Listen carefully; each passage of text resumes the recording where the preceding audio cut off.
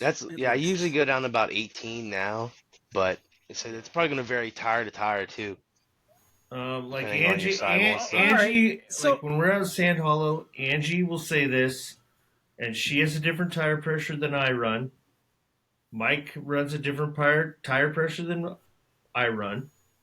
I run about about 6 pounds out at Sand Hollow. Okay. I run 12. Angie, what do you run at Sand Hollow? Because I like hitting the trails and then going back into town and going to get some food. So I usually go down to about 11 or 12.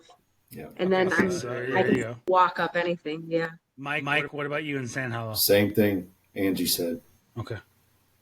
So that's right about where I'm at, 11, 12. Whereas the race cars at King of Hammers, they run 25 to 28 pounds. I'm Tim Nelson, board member with the Desert Roads and Trail Society, the organization that puts on Winter 4x4 Jamboree, and I'm here with the Trailhead podcast.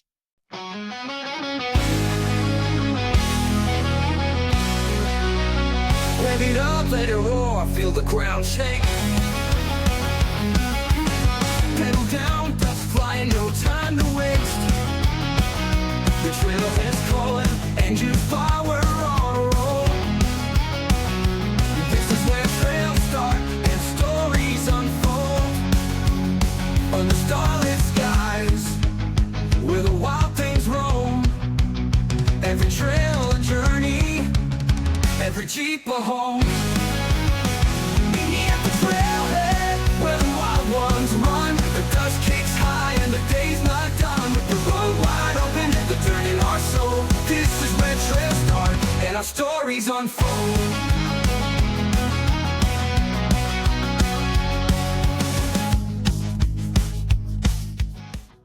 Welcome to Trailhead. Every trail tells a story and every voice matters. I'm your host, JD, and today, whether you're tuning in from the garage, the driver's seat, or out on the trail, we're glad you're here. This is where off-roaders, explorers, and public land lovers come to talk rigs, routes, and the road ahead. Buckle up, air down, let's hit the trail together. Let's welcome our host and guest tonight. Welcome, everybody. How you doing? Hello. Good. How's it going, everybody? I am fantastic. I started drinking an hour before you all got here, so just so you're aware. And I'm trying to get rid of these peppermint white Russians that I've got going on from Christmas because it's about to get nice out and they won't really go. Sounds delightful. Yeah, it is. It's quite delightful, but I've got a ton of them because there was a limited run and I wanted to buy them. So now I have too many. Okay. And I don't want to let them sit in there all thing. All right, well, we're going to start with you, Bryan. How you doing, man? I'm good. Doing all right?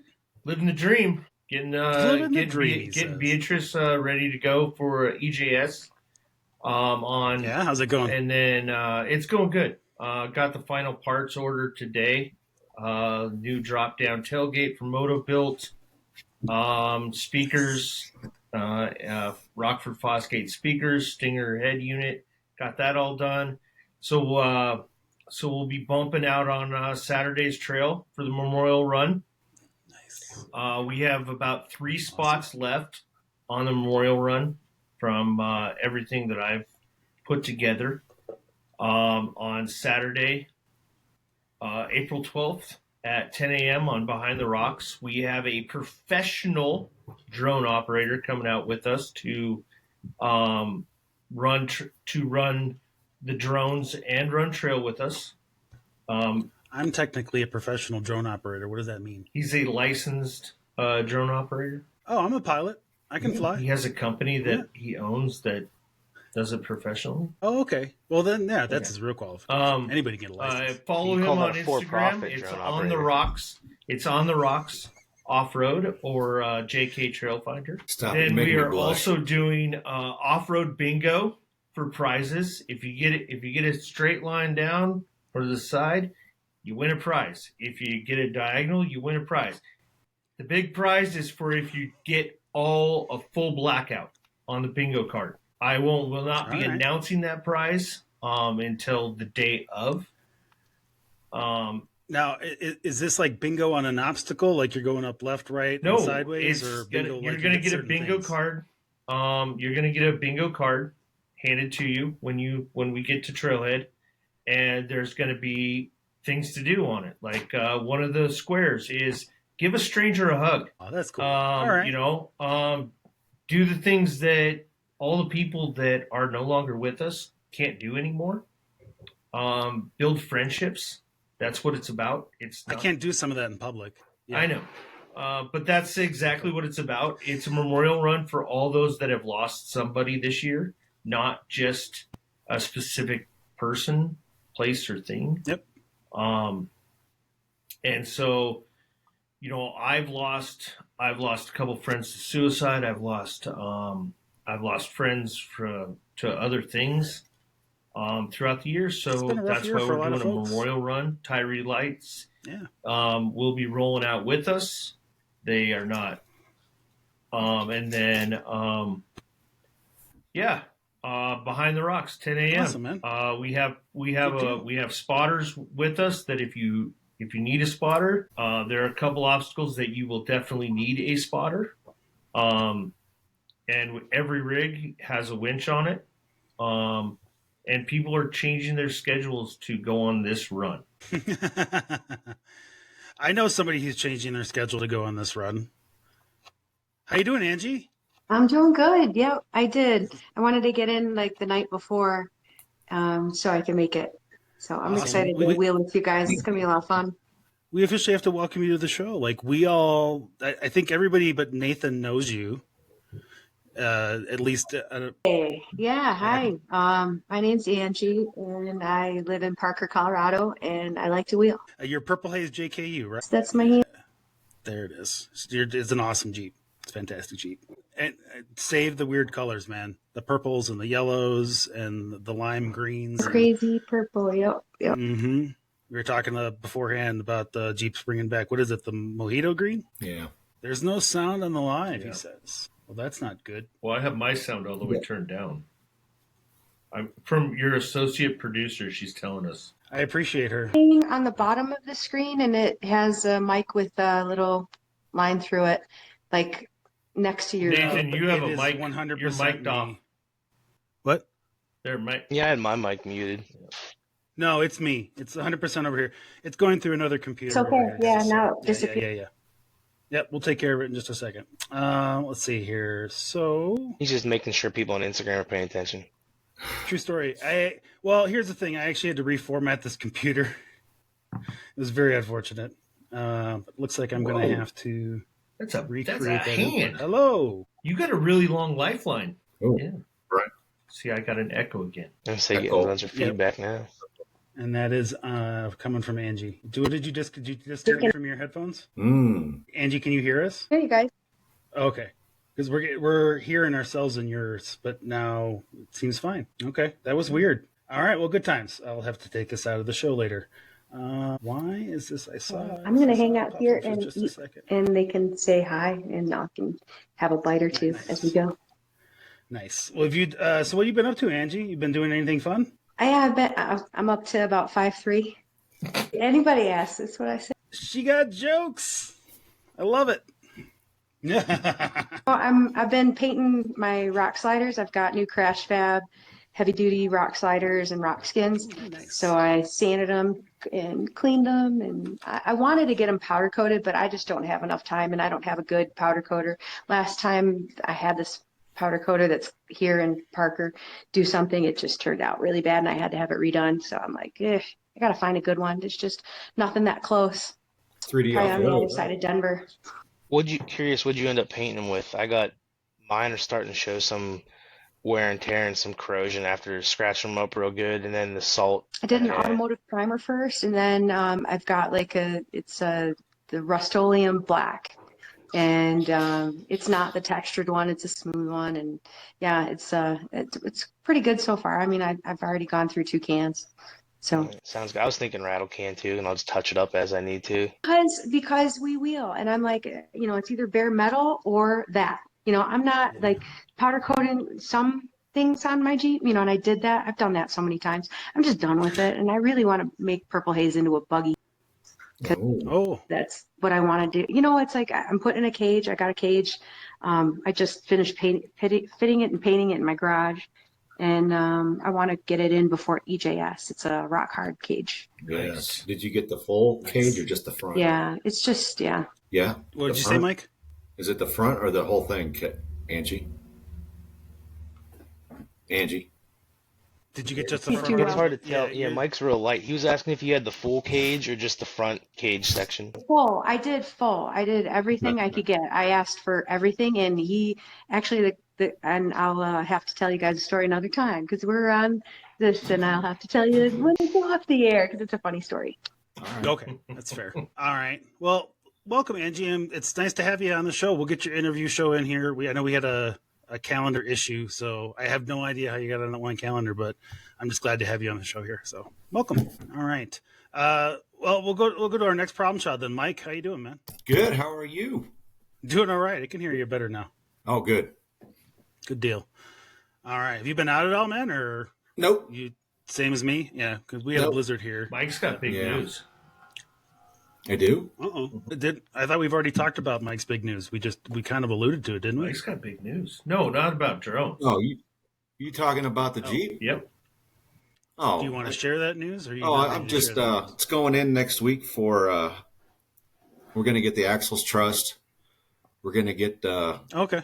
we're going to get we're going to do hydro steering, but it's not a full PSC. It's like a redneck Ram. So they will use the PSC. I'm going to have the PSC Ram, and then they're going to drill into my existing gearbox, run the hoses to that, and it's not quite like the PSC, but it's hydro. But we'll see how it is. I'm sold on the price, and Okay. I still have the option to eventually get the other pieces to make it all PSC. So Okay, so you could always continue the upgrade. And do yeah, I'll see how it does when we go to EJS for that one day we're going to be there. Nice. Okay, that works. Good deal, man. All right. Well, I'm glad you didn't break anything this week, and I'm glad Me that too. the Jeep's not in the shop for anything. Good deal. All right, Nathan. Let's get to you, man. How you doing, buddy? I'm good. So Your kind of, episode aired today, man. I know I listened to it at work. I was talking to some people, so I was glad to see it. I like it. Turned out well. Yeah. So we're finally getting caught up on everything. So we got Nathan's interview out there. So go check it out. It's episode 93, and get more than you just got. It's a more focused conversation. We talk about everything from the Renegade that you lit on fire. I mean, caught on fire. Yeah, that one usually gets the attention. Yeah, when you burn a vehicle to the ground. Living to relax. Hey, man. So I'm sorry. Go ahead, Nathan. What you got for us? Yeah, this no week? worries. So, like I mentioned, about 8.5 hours now hitting the road. Heading down with some people from Wheeling Up right out here, going down to the Can-Am Loop in West Virginia. It's supposed to be pretty scenic and some nice waterfalls and stuff to see. We're going to hit the Kitts Miller Badge of Honor Trail right there in Maryland, across the border.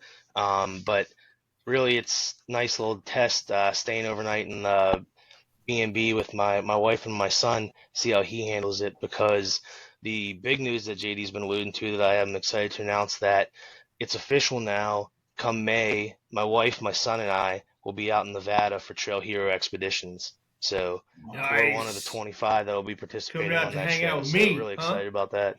Coming out to hang out with me, Nathan? Get to see some people. Yeah, I haven't been It's out west it's for anything 110 off-road, in so May. It's 110. Yeah.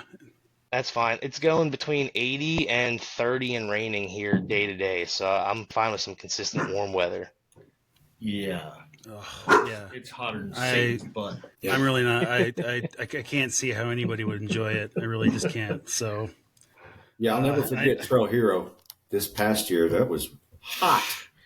like, and that's what I'm concerned about. Yeah. I remember, I think it was the first thing you guys were talking about on the show afterwards, about how ridiculously hot it was out there last year. Okay, so Trail Hero was nothing. Trail Hero, because it's up in St. George, it's hot, and humid. So it makes there's like 30 to 40% humidity in St. George. So it's a little bit hotter. It makes it almost unbearable.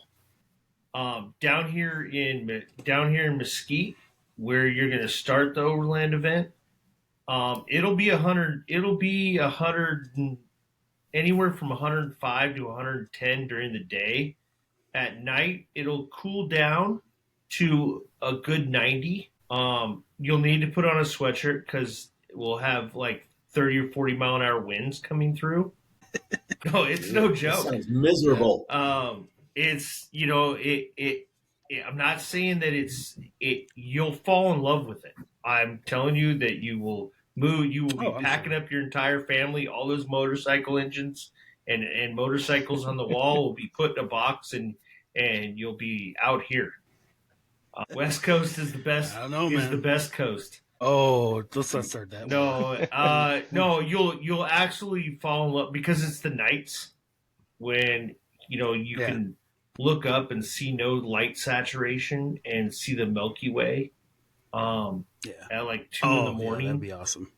Yeah, no, we're definitely excited. My wife's in just for the views alone. She can't wait to get out there and. See, and you're taking the whole family, right? Like not the whole family. Our oldest two, they have some stuff going on school wise. Especially our oldest daughter, she's actually going to be graduating high school here in the next couple months. So, unfortunately, they got some stuff going on. They won't make it, but it'll just be my wife and I and our youngest son. He's 4.5. Okay. So, but I'm excited for him to go out there because he's the one that goes out almost every time with me when I go off road.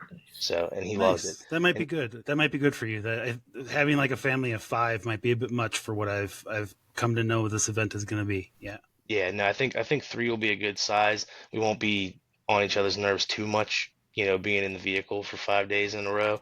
So if it was 5 people in the Gladiator, we'd be probably a little pissed off at each other by the time it was all said and done. I could see that. I could understand. I will say this. We have a great Walmart here. We have a great Smith's right here. Liquor is cheap. We have everything that you need to have to go on a nice little overlanding adventure. Well, that's good to know. Right here. Good cigar shop because that's what I'm interested in. Yes, we actually have 2 of them. Cigar. We have 2 of them. Nice. Nice. All right. Yeah, my wife wants a hammock chair to relax in, and I want a cigar, and we'll be good. Little guy just wants to play in the dirt, so he's covered. So where it starts, I live a block from. Yeah. Nice. Oh, we're gonna. I live 2,100 miles from it. Oh, that's nothing. I gotta go to Jeep Beach. That was going to be a question. How you getting your Jeep there? I'm driving it. You driving it? Okay. Yeah, she's not no trailer queen. I'll be driving it the whole way there. I'm actually flying the wife and my son out there. That way they don't get burned out before we even start. That's a good idea. Yeah, so I'll be driving her out there. Probably about 2 days worth of road tripping from Pittsburgh out to Mesquite. I did it from here to Michigan to do Drummond Island, and it was a lot of fun. So just make it. You can find some fun stops along the way. Angie, you're muted. Yeah, it's 2 days. Angie, but you can still find some cool stuff. Because I'm eating salad, and it's Anyways, when he said Drummond Island, I got to do that. Yeah, it does sound exciting. It's pretty cool. It's really cool, and despite all the people's complaints, But it's really really cool for you, man. Awesome. All right. Well, along those lines, then we're ready to officially announce as a show that we will also be at Trail Hero X. That is all locked in. That is all done and set. Round of applause for everybody. Alyssa and I will be she'll be bringing her Tacoma. I'll be bringing the Jeep, and we're just going to be following along with folks, doing interviews, recording some shows while we're out there. There'll be some shows that we record at the immediate, and then some shows that are going to air later with the show when it finally hits the air. It's going to be a lot of fun. It's going to be a lot of work. It's going to be real hot, but I think it's going to be a fun adventure. I have some ideas of how it's going to go, and it's really kind of exciting. So it's going to be fun. It's going to be fun. I kid about the heat. It's really not as bad as I make it out to be. I'm from Seattle, so I like going with the Sleepless in Seattle thing where it rains all the time. That way you don't come visit. Heat's a relative thing to people. And some people deal with it better. As long as you drink 5 gallons of water a day, you're good. But I got to figure out how to carry 30 gallons of water. Joking. It's really not that bad. And once you get about a mile from my house up into the mountains, it is about 20 to 30 degrees cooler up there than it is at my house. Really? Okay. Nice. And so leaving Casa, which Casa has a great setup. They've got a couple pools. They've got a spa. They've got everything. I don't recommend the steakhouse at Casa. Okay. It's not very good. It's a very specific recommendation. Okay. Well, that's where the Non-recommendation, event I should say. starts. It's at Casablanca. Right. No, I'm talking about the steakhouse. Yeah, the recommendation. steakhouse I did not like at all. Haven't been back since. And I've lived here for almost 2 years now. Nice. It's the route that you guys are going up is going to be awesome. And nobody should have any trouble until you come back down. That's where the problems are going to happen. Yeah. And as long as you have good brakes, you're good to go. All right. Well, that's on my list of things to get fixed now in the next 2 months. Yeah. So I'm sure there'll be a lot less ice than I'm used to. That's usually There's my no problem, ice. So Ice. Your ice in your cooler is going to melt. yeah, this is one of those things. So I would recommend to you, because you're going to be doing this kind of like a long haul event, try to find yourself an inexpensive plug-in refrigerator of some kind. So at least you can cool things off at some level. I don't know if you've got the battery for it or any kind of solar to charge during the day, or you can at least run it during the day. Having a running refrigerator in 100+ degree temperatures at Trail Hero last year was a game changer. Like that, I don't think I would have been able to handle it if I hadn't been able to grab a nice cold bottle of water and just. yeah, definitely something I want to look into. I know there's a couple people out here that have them and they love those things. I'm just saying they're real cheap. And if you can't find one, I have one that you can borrow for the week. If JD's not borrowing. Oh, well, thanks. I appreciate it. Well, I feel like we're worst just going to case, have I'd load the Yeti up and go. You know what? Here's what's going to happen. So the day of the event, Brian's going to show up at the parking lot, and it's going to look like this massive drug deal that we're doing. With Actually, the day before the event, he hands all this stuff up. It's the day before the event. Okay. Y'all are going to be parked in my driveway, just going through my garage, going, okay, I need this. Yeah. So is that the day before the event or the day before the event before the event? Because we got the weekend show there too at. Yeah, we'll so see is that how the that's. 14th We're gonna from what I understand, the city of Mesquite hasn't passed their permits yet. Remember, I do live here in this town. I imagine they're gonna want to because that's a lot of revenue coming into town. It's 25 people. No, that's for the expeditions part, though, isn't there? The whole show leading up to it for 2 days. It's that the week. first time. Yeah, it's the first they have time. to calculate the exposure. Yeah, it's the first still. time. We just fired a police chief. No, and I'm with you. I understand. I just. I'm not trying to. You're gonna come to my house before check into the hotel. Come to my house. I'm a block away. I'm literally right. I can wave at you as you're checking in. There's going to be like I don't want to give too much away at this point, but at the moment we are currently discussing the potential for the podcast crew to stay for an extra day and then potentially do a show from Casa or nearby Brian's house. And because then Pope and Randy are only a few miles away from us and they can come. Maybe we do it up in the mountains and go. We need to do something, Here's the thing is what's going to happen is we're going to get off this trail, right? We're going to get off this run and we're going to be like, what happened? Because it's going to be a week long of just nonstop. Right. And I really want to get an opportunity for us to kind of sit down and kind of debrief and be like, let's just kind of verbally diarrhea it all out. What happened this week? Like what kind of stuff did you guys have happen? So I think that'll be good, especially because they'll be rested and we won't. So, but it's going to be fun. It's going to be a whole lot of fun. We're working on, I'm working on getting an overland trailer to go with me. So I've got a place to sleep and an easy camp to set a studio up from, a mobile studio. And then, we're just going to do interviews for the show and we're going to do some behind the scenes footage and things like that. I'm really looking forward to it. It's going to be a lot of fun. We already talked about you getting Starlink. So that's already in the works. From somebody. Yep. Lissa has her own, but we'll talk to you. We got to talk to you about, I got to figure out data plans and then I need to pay somebody for stuff. So, cause surprisingly enough, and I am not above going ahead and saying out loud, if you are interested in sponsoring the Trailhead in any way, shape or form with regards to Trail Hero X, please reach out to me at JD@thetrailheadnetwork.com. I am working with a couple folks right now, and it is very short notice. A lot of people's marketing budgets are locked in for the year, so they can't do those kinds of things, and I get it. But if you're interested, even if kind of helping us out by running an ad on one of these shows, a couple of bucks here and there will really help us. I need to get some more camera gear for mobile purposes, and I just want to make sure we're good to go here, because there's a lot of potential for the show, and there's a lot of potential for just really telling a really awesome story. Because regardless of how the event pans out in terms of how long it sticks around, if it ends up being like Trail Hero or not, if it ends up being awesome or if it ends up not being awesome, it'll be really cool to be there to witness the first part of it. So I'm here for it. Can you imagine 1,500 rigs rolling out to go do an overland event? No, that's Oregon Trails.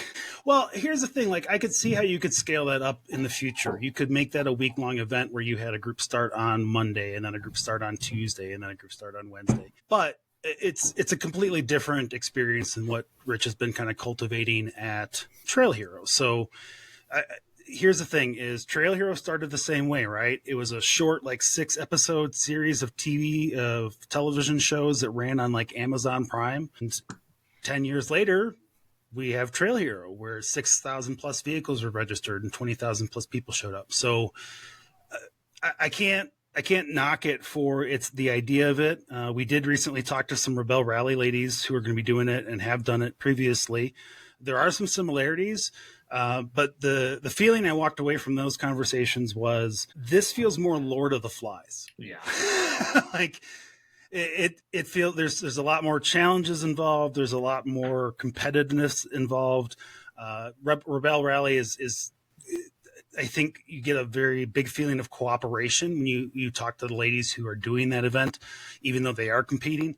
I feel like this is going to be, everybody's going to be cordial and nice, but I think there's going to be a little bit of cutthroatness. So I'm kind of here for it. It'll be very interesting to see what happens. It'll be a good event. And I like the fact that it's also opening up the demographic to maybe some people that you weren't getting with Trail Hero. Like, Trail Hero interests me. I'd love to go out there and, spend the time hitting the trails, but like, my wife's less interested in, the hardcore rock crawling aspect compared to the overlanding, sightseeing, relaxing at camp at the end of the day aspect of the, the expeditions part of it.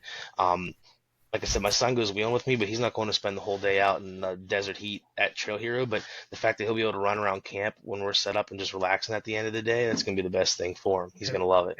Have you let your wife drive? Not on rocks, but not like out there at least. I like Pennsylvania rocks. But she actually off-roaded my Gladiator before I did, because out at Bantam they do the Babes Ride, which is all female drivers every year. But it's the first event of the festival every year. So she actually got to off-road my Gladiator before I ever did.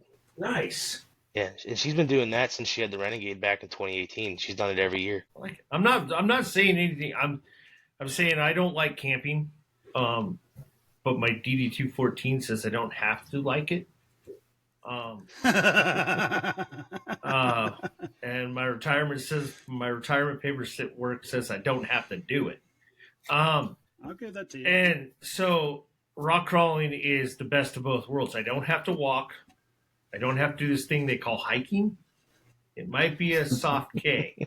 And I get to meet some pretty amazing people out there.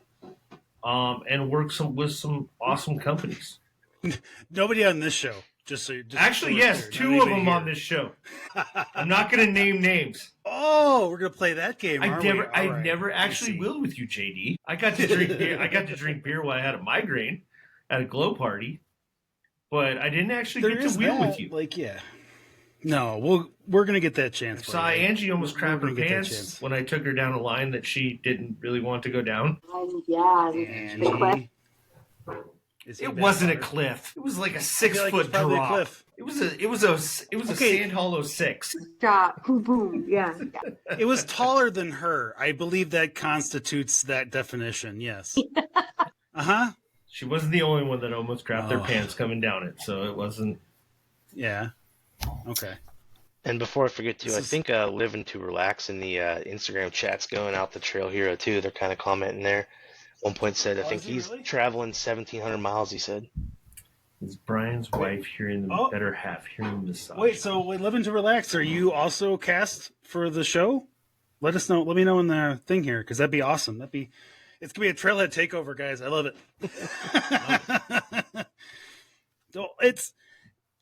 And a quick aside for everybody, like in the last week or so, I've been talking to a lot of people, and one of the things that's been really nice, I've been doing the show with everybody now for a year and a half or so. And we're getting to the point now where I reach out to people like, I'd love to get you on the show and talk to you. And they're like, and here's who we are. And like, oh, no, we know who you are. We'd love to come on the show. We can't wait to come on the show. So that's everybody that listens. Thank you so much. Because it's all because you guys listen to the show. Just don't ask them to call in or leave a review, right? Right. Like, I don't know what the hell the problem is, people. No, just kidding. JD, I'll tell you, every one of my sponsors listens to the show or watches it on YouTube. Good. It's awesome. Well, we appreciate all of you. And I'm going to keep growing. I think it's going to keep growing this. I think it's going to be a big year for us. And I want to, like, I really enjoy this community aspect, right? I love having different voices on here talking about their experiences, whether it's rock crawlers or overlanders or the folks of us that kind of sit in the middle, and the Nathans and everybody else doing all the weird stuff out there. So yeah. And awesome. Yeah. Living to Relax is one of the cast members. Awesome, buddy. Nice. Fantastic. All right. Yes. Well, then you guys are definitely pre-slated for interviews. He said he's bringing his rock crawler to Overland. You know what? That's okay. I'm sure you can find stuff to crawl on out there. Yeah, I mean, I've never overlanded mine. I just crawled through mud holes and through the woods. Yeah, you'll make it. You got a winch. Yep. That's fantastic. All right, cool. All right, well, to that end, my only update for me in this week is I still haven't been out. The Jeep has been back in the shop. The dealership, to their credit, fixed we had our first 70-degree day here, and I went to turn on my air conditioning after I did all that engine work, and I had hot air blowing at me. So they damaged the line running to the compressor when they did all that work, so they replaced that. As of yesterday afternoon, and admittedly I did not hear back from her today, but as of yesterday afternoon, they were attempting to get the clock spring replaced. So it's a clock spring problem. Well, you don't have AC because it's clock spring. No. The AC is a separate issue, but because of the Trail Hero situation, because I'm going to be doing this event, I need to have the vehicle working completely, including my horn, which was the first thing to go when all this started, right? We can't hear you, Angie. You're on mute again, Angie. Angie, you're on mute. You're muted. I wasn't talking to you. Oh, okay. Well, that's fine. Wow, that was dismissive as hell, and I'm appreciative of it. Angie, I love it. I love you. Oh my God, that was funny. All right, nope, that's fair enough. Okay, I'll shut up now. What was I talking about? Clock spring. Clock spring. So I'm obviously not getting the Jeep back this weekend, but we'll see what happens next week, and then once I get the Jeep back, I got to do some shakedown runs. I need to take it out and make sure that it's good to go because it's had all this work done to it. All right, I got you. Yep. Eagle Rock, it'll be thawed out by then. We only did a little bit of it, so we can go up a little higher. We'll talk about that. I have mixed feelings about Eagle Rock. Yeah, depends on, especially after nobody's seen it for a whole season. What's wrong with Eagle Rock? Eagle Rock here tends to get real. So there's no Eagle Rock. Well, let's get off on this tangent. Yeah, it's a lot of washouts. It's a lot of people. It's the side-by-sides dug them out real deep, so it's not what it used to be. So it used to be like, I don't know, a 3 or 4, right? And now it's probably, I don't know. I don't know. Like last time, we just went up it, but we only went, I don't know, it was too deep of snow. We couldn't even get up past the half mile. Oh, were you part of that group? Okay, yeah. Yeah. It's so rutted. It's probably about a 5 now. The last time I was up it, and I think that was a couple years ago. And it's just a rough area of trails, like Gold Camp area off the Old Stage area in Colorado is just. It's real fun. I like that one a lot. Saran Wrap. Well, the funny part about that too is that all those trails are smaller than they claim to be. Like there's. One of the things that people call Eagle Rock is supposed to be called Frosty Park, and then Saran Wrap is actually only a half-mile long piece of trail. It's a whole big thing out there, but That's just because I'm a stickler for getting the road names right. But yeah, it's either that or possibly Rainbow Falls. I really just need to make sure. Falls is fun too. Yeah, I need to make sure that I'm good on the engine level. I want to run it. I want to let it run for a whole day. And then I'm a little concerned. Like this is going to be 500 miles in the desert. My Jeep has 150,000 miles on it. I've had regular problems that we have documented very well in this show. And I want everything to go. Have you ever thought about shipping it? I have. If I was going further for this, I would. This is a day trip. I mean, it's 8 hours. So this isn't the end of the world. That to be said, I think the discussion that we've had on previous episodes is that at some point I will likely make the leap and get another 4x4. And I say another 4x4 because I'm not committing to getting another Jeep. JK. If you say Toyota, I don't know. I'm out. No, it's not a Toyota. Toyota. So outside of the fact that I don't really like their design, Toyota is not made for a 6'6" person. They come with angry eyes. They come stock with angry eyes. Look, I have zero. I ran Angry Eyes for 5 fucking years, Bryan. Excuse me. I'm the first one that broke the rule today. Yeah. But if that's your disclaimer, I'm going to say most vehicles aren't made for a 6'6" person. All right. You know what? I don't need this kind of ganging up on me a drink in. No, I don't need this. Bentleys. You need Bentleys. Needs a deuce and a half. You need the was it the Wrangler they made for Shaq years ago, where they turned the 4-door into a big 2-door? Dude, Arnold Schwarzenegger drove a Mini Cooper. Come on. Just rip that front seat out. He did not. Yeah. He drove it. Mini Cooper. Yeah. That's a movie. You can always lower the seats. I don't care. He's 6'4", 85 pounds. Brad's like, I'm sticking to my story. Uh-huh. Yeah. You ripped it out. Christ. Ripped it out. Angie, I have a quick question for you. Did you plan to hold your phone for the whole episode? I did, because my laptop, the camera on it is crap, and then the new camera that I've got, and it's like my work cam. For some reason, it's just I don't know what's going on with it. So I was going to use my laptop today, but I had 2 big meetings today, and during those meetings, I was like, the camera and the light on it, it's just not bright enough. So I'm like, my phone just works better. So, and I don't mind doing it. I'm actually getting a nice arm workout. See? It's okay. I love it. No, we've regularly referred to this show as the Blair Witch Podcast. Yep. Nice. And it's perfect. Yeah, when we do an interview, I'd like to go in my garage. So I want to no, you're fine. Where I could, show you like some of the stuff I'm working on. That is and will continue to be what I love about doing live shows like this, is because it's just kind of a shit show. Like we enjoy the fact that everybody just kind of has a good time and gets here. I don't care how you get here. And this is a message to everybody. And I was talking with everybody before we got on the air tonight. I am working on doing more interviews with more regular wheelers. If you want to be on the show, if you listen to the show and you think, even if you don't think you have a good story, I will find your good story. I know you have a good story. Reach out to me. We'll get you on the show, and then you can be part of this discussion. All right. We should really move on, though. What are we going to move on to? What did you say? Oh, nothing. I was just saying it was like a little commercial, like what you just provided. It's kind of like a little commercial.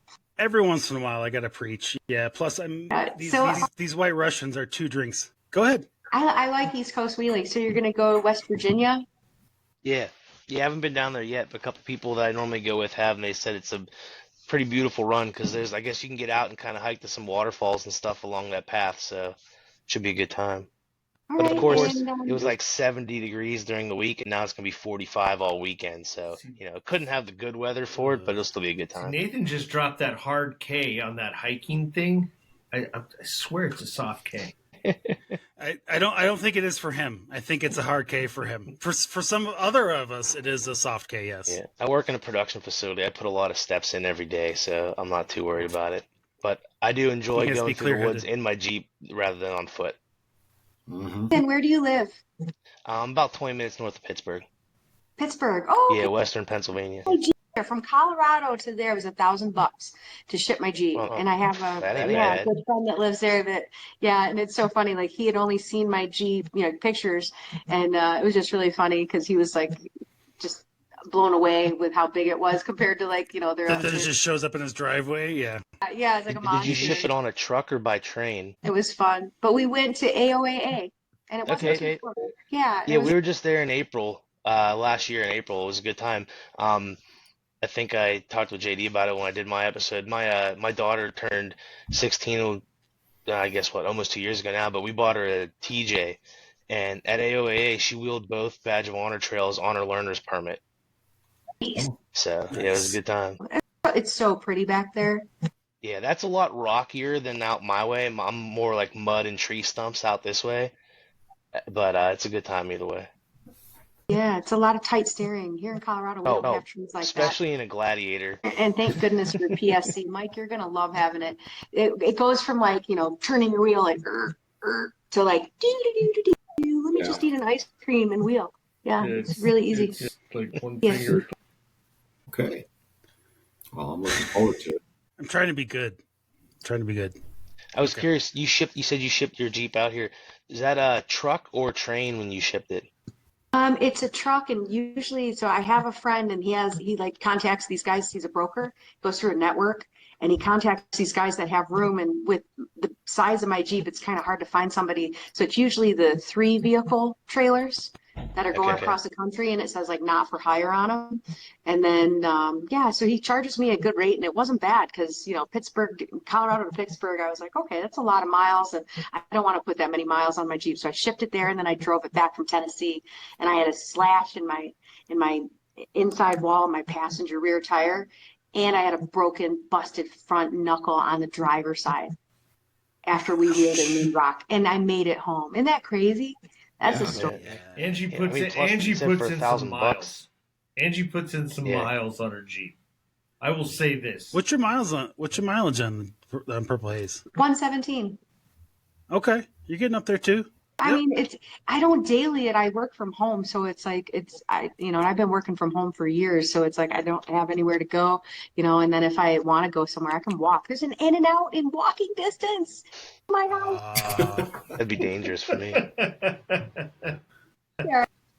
Someday someone's gonna have to explain In and Out to me and why it's so special. We tried it and I like it. It wasn't a bad burger. It's just, I'll take a Whataburger any day. It's a cultural. It's a cultural icon. Okay. Yeah, but I was down in Texas a couple years ago. I had Whataburger. I didn't think it was that great either. Yeah. What'd you say? What'd you say, Mike? I said once it came to Colorado, I was not a fan anymore. It was more like I was excited to go to Vegas or California because that was where we're going to stop. In and Out. That was like one of the things we were excited. As soon as we get off the plane, we're going to find an In and Out. But came to Colorado, and it's just like that excitement is gone because it's right down the street from my house. I worry that that's what happens when they bring in Portillo's to Denver, because I'm so excited about Portillo's coming to Colorado that I fear it will lose some of the magic when it gets here. Never heard of it. So 3 Portillo's? No. That's the hot dog all place of you from Chicago, right? Uncultured swines, except Portillo's. Nathan. I knew this. Portillo's is a Chicago-based hot dog chain. One in Texas. They sell Italian beef. Well, there is now, yeah. But they started in Illinois, and if you grew up there like I did, it's just a staple. They have their amazing hot dogs, Chicago hot dogs, amazing Italian beef, their cheddar.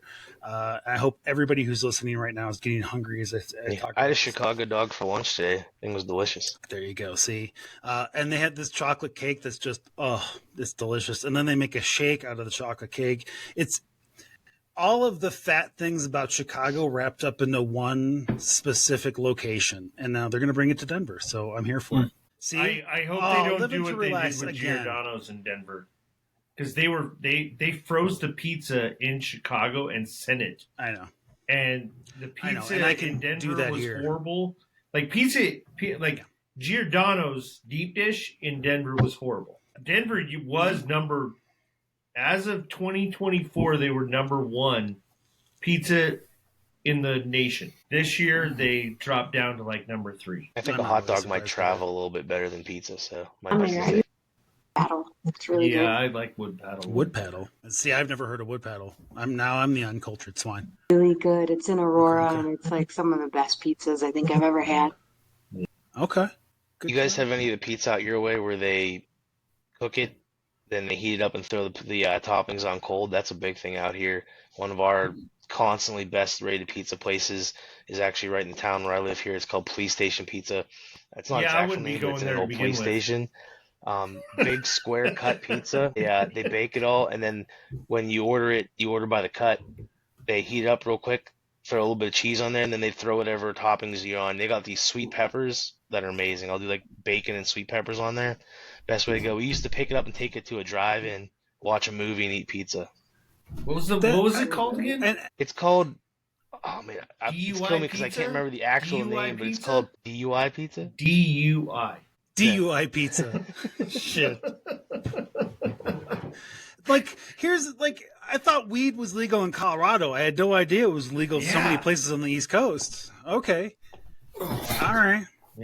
Wow, that's a new one, Nathan. I have not heard of that before. Police Station Yeah, Pizza. it's Okay. popular out here. Just throw that shit on raw dog and just put it up top. Okay. It's delicious. Wow. All right. That, and we got You one do you, that's boo-boo. basically French fries, steak, coleslaw, jalapenos, all on top of a pizza. Oh, they do that shit in Colorado. Yeah, don't act surprised, Angie. They do that shit here. Yeah, they. Did they call that? No, it's called It Pittsburgh. probably We is. put No, that's coleslaw not and French called- fries no. on everything. Weird. French fries and coleslaw on a pizza. I mean, I've had Huh. coleslaw French on fries a hot and dog. coleslaw on Coleslaw. everything. It's I've had good. coleslaw on a That's hot dog. yeah. That was Mann something we Brothers learned in started it a Nathan's long time interview is ago. that he apparently puts it on coleslaw. He puts coleslaw on everything. It's Like his everything. hot sauce. Yeah. I put hot sauce on everything too. That was hot. Wow. I'm so confused. Hot sauce haven't on had it cold yet. pizza toppings. Yeah. This is why Diners, Drive-Ins, and All right. Dives have never come to Pittsburgh. Well, he has a bunch. There's a couple places out here you love. No, he has. I know. Because I Nathan know. and I talked about it. Because that's how I tried Scrapple. They have Scrapple, Which is- chopped beef. It's the sandwich, world's worst spam. chopped beef sandwich. It's so bad. It's so bad. It's so bad. It's all the leftover parts. I mean, I like a good coleslaw. Let's just be honest. Do you? I do actually. Yes. Please. Go for it. Yes. Okay. So Bryan, I want to know about your Jeep. Like, what's new on Beatrice? Beatrice is what isn't new on Beatrice. So Like, what are you getting? So, what are you getting ready for spring, man? Like, So for EJS, I will have the new drop-down tailgate from Moto built installed. We will Right. have Rockford Fosgate stereo system put in. yeah, nice. I got it. Well, I got to go to Jeep Beach right straight from there. So so I got to have lights and speakers. I got to have lights and speakers. No, I totally get that. Tyree Lights is sending me Oh my all new God. lights, a whole new lighting package for Beatrice. Tyree's awesome. We're doing a whole new underglow to run Pritchett out at EJS at night. With you? Yes, anybody's welcome. And then I would love to run Pritchett, but I can't. I ran in 373s on KO2s. You could do it. I'm not doing Pritchett. With It's me. easier to can run it on it's easier foot. to winch you up than it was me. I need far more skids. Stuff. So, Go ahead. and then what else is there? We've got, let's see, stereo system. well, let me ask you a better question, or more generic question. What kind of stuff do you do this time of year to kind of get your Jeep ready to go out? Because, like, I know, like Mike and I and Angie to some degree, we're kind of stuck in the house for most of this time of year, and I know there's a bunch of shit that I do to like right before the spring hits and the snow starts to melt to make sure that my stuff's good to go. Like, so is there anything you're doing to your Jeeps, like just from a basic level, like not just for event prep? So I'm doing my like servicing on it, and I'm taking my time, working one corner a day, just getting everything so that checking all my bolts, checking all my everything that needs to go in there. I'm rechecking all my tires, making sure that all my bead locks are good, all my bolts on my bead locks are good. And if anybody has bead locks, you understand it's not just something that you can just put on It's and not roll set out. it and forget it. Right. They, after about 50 miles, you want to check your bead locks. Make sure you don't have bolts coming out. And then I'm checking I have ball joint deletes from American Iron. And so I don't have to worry about my ball joints at all, ever. And then I have PSC, so I don't have to worry about that unless I break a line. I'm getting my gear ready for the next year or for the next wheeling season. Making sure that the gear that I have used throughout the year is still good. I'm checking my recovery gear to make sure that my lines are all good. What kind of winch line are you running? You run steel or you run? I'm running a synthetic, 10,000 pound synthetic? From Warren. Okay. And I've got checking my moose knuckle shackles, checking all those. I'm checking my, my kinetic ropes. We do a lot of recoveries out at, not necessarily at Sand Hollow, but at EJS, we're doing a lot of recovery because people do stupid stuff. There's a lot of people on Pritchett for EJS. Yeah. It's starting the plans for after. So once we get done with my down season is from about the end of May until the start of August, to middle of August. Okay. Yeah. And so it's starting to prep for all that weather. to get new. I'm putting new axles underneath my Jeep. Going to 60s and a Sterling. I'm gonna go to 42s under Beatrice. I'm selling the CJ7 just because I don't have time for it. I have to build a whole other Jeep this off season so that Kate can go out on trail.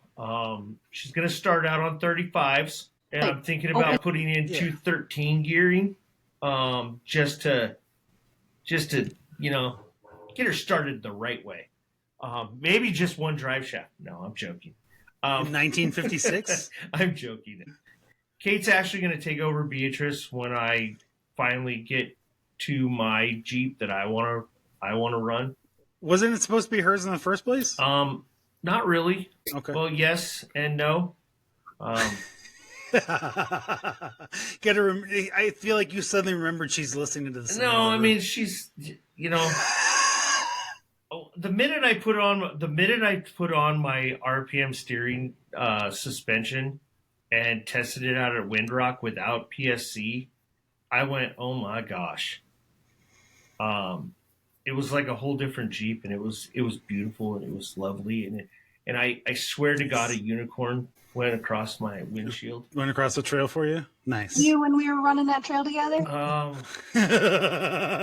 could have been. I don't know. It might have just been the exhaust from her Jeep. Like that. It just the way that Beatrice runs now, I'm scared to throw coilovers under it because Beatrice just works. Beatrice works now. I've got 41 to 42 inches of oscillation on springs and shocks. Like, are you at the place where you feel like you've got it kind of dialed in? You don't want to make big wholesale changes to it now? There's always bigger and better. I'm on Dana 44s. Do it. I want to go to 42s. Okay. There's certain obstacles that I have to have 42s to go over. It's plus, I might put them on once and say, you know what, I don't like them. I want to go back to 38s. It's just saying that I did it once. Somebody told me once that I could never do it, so now I want to do it. And you should. Don't ever tell me not to do something, because I will do it then. I will do it. I will do everything in my power to make sure that I do it. It sounds about right. It's Did I answer your question? You did. Bryan. You did. Yes, Mike. Do not get an LS, okay? Yes. Do not LS swap your Jeep. I have an LS in my garage. Oh, for crying out loud. Are you serious? Yes, I have an LS with coilovers in my garage. Oh, but it's already installed in the vehicle, right? You know how fast 4 bolts, actually 4, 5, 6, 8 bolts, and an Atlas transfer case come out? That's fair. That's but like does this 30 LS minutes belong for to me. somebody else? That's like 30 minutes. Okay.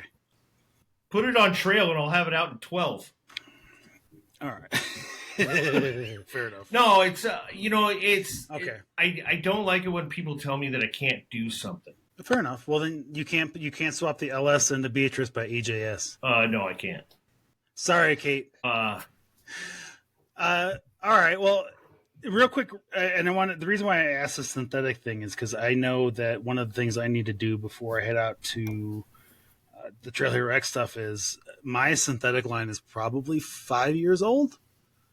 And while I have a cover on it, the Colorado sun is brutal and it will just destroy that top layer of your winch line. And there are plenty of videos year over year if you want to go and kind of clean out your synthetic line and how to do it. Spooling it all out and then running it through a bucket with some soapy water. But there comes a point where you just need to replace it outright because it's fabric. It gets worn out at a certain point. Angie, are you running synthetic or steel? Synthetic. With my worn winch. Nice. It's just a good time of year to run it through. At least, at the very least, if you run it through a cleaning cycle, then you get an opportunity to inspect it to see if it's damaged. So Plus, it's easy to swap it out, spool it out, one bolt the new one in, wind it up. It's good. really not hard. Yeah. So I will say this: I have when it comes to winch lines, I've had two separate different company winches. I run Warren now, and the other company, their winch line actually melted together. So the synthetic winch line, a full synthetic winch line, melted together. I mean, from the if it was pneumatic steel, you probably melted the whole Jeep. Your JKU gets so hot. No. smart ass. No, it was because I was out at Lake Powell and it was like 110 degrees and I didn't care. I just wanted it in the lake. So I would always change out your line. Mine, if you haven't used it in like 5 years, change it out. Just don't even worry about inspecting. Don't worry about any of it. Spend the money, change out the line. And you don't use it. Are you wheeling? Yeah. Well, yeah, that becomes a whole nother discussion. At the very least, once a season, you should be unspooling that shit and trying to winch and make sure everything still works right before you go out on trail. You go out just to You see. can't buy Kate a jail. I only saw that comment. To check my winch line, though, that's a good point. I did use it to pull an entire tree off the trail, so I know it got to work out at least once. Yeah, I mean, well, see, like for Nathan, for you, it's a completely different scenario. It doesn't, like, the sun doesn't beat down on it when it's totally spooled up. Because there is a wax on it. That's what melts together. And once that wax, yeah, but he has different things, right? He has all that salt and stuff salt that he gets in the road salt. Yeah. So it's just different stressors on the same equipment. But even on my Warren now, I'll probably switch it out after we get back from Jeep Beach. Yeah. I'll switch the line out. Mike, are you steel or synthetic? No, I'm synthetic. I've got this synthetic rope that has a built-in soft shackle in it, so there's no metal hook. Oh, nice. Okay, I like it. that's kind of slick. Yeah, you ain't got to worry about hook, like a metal object flying through your windshield if it breaks. Or Are you ever worried about the soft shackle itself kind of coming apart and you not being able to use the winch line at all? well, at that point, I just get a new one. But Okay. I mean, it's going to happen. Yeah, I mean, again, it's all fabric, right? Even Yeah. it's high. Okay, I asked that question because I know there are some people, like if you ask the Colorado 4x4 guys, there's a lot of those folks who are they very much like the steel because of what they do, right? They're using it every weekend. They've got it on rollers. They've got the whole 9 yards. So, and they just don't want to replace. All of them are collecting ARP. Your Okay? discount. They still Get in believe in their American discounts. steel. I love the synthetic line. I can pull it out without putting gloves on. You're not slicing your hands up. It floats in the water. That's It really weighs good. significantly less when you're dragging 50 I've never feet wheeled of with it anything but down a synthetic, hillside or up a hillside. Have you ever broken a steel it- line? That's I mean, the person that's on the I've person's only on- seen videos of it. There's either two people on each end of it, and one of them is going to the emergency room. Yeah. No, I'm dead serious. Yeah. A steel line Yeah. is about the most dangerous winch line you can have. Yeah. Yep. And don't get me wrong, a snapped synthetic line, if you are not in the right place, is going to hurt. But a steel line is going to cut you and make it an emergency situation. I mean, I've cut a finger. Yeah, it was just a little tiny cut, but it hurt I'm not surprised. on by a that. steel line. Just trying to surprised pull by it that. out. It hurt. Don't hurt yourself pulling it out. who carry so Oh, I gotta clip mark that clip. yeah, just mark it. All right. Jesus Christ. All right, so who isn't carrying a fire extinguisher? I did. Don't say that either. And I'm gonna hit All right. M again. Does anybody not carry a fire extinguisher? I've got one. It's probably 5 years old. I haven't used it. Take it down to the fire probably station. should Take it replace down to your local fire station, and they will refill it for free. On that topic too, I'm curious what y'all's thoughts on. So I'm running the, what you call your typical conventional, say, fire extinguisher for automotive use in the Jeep.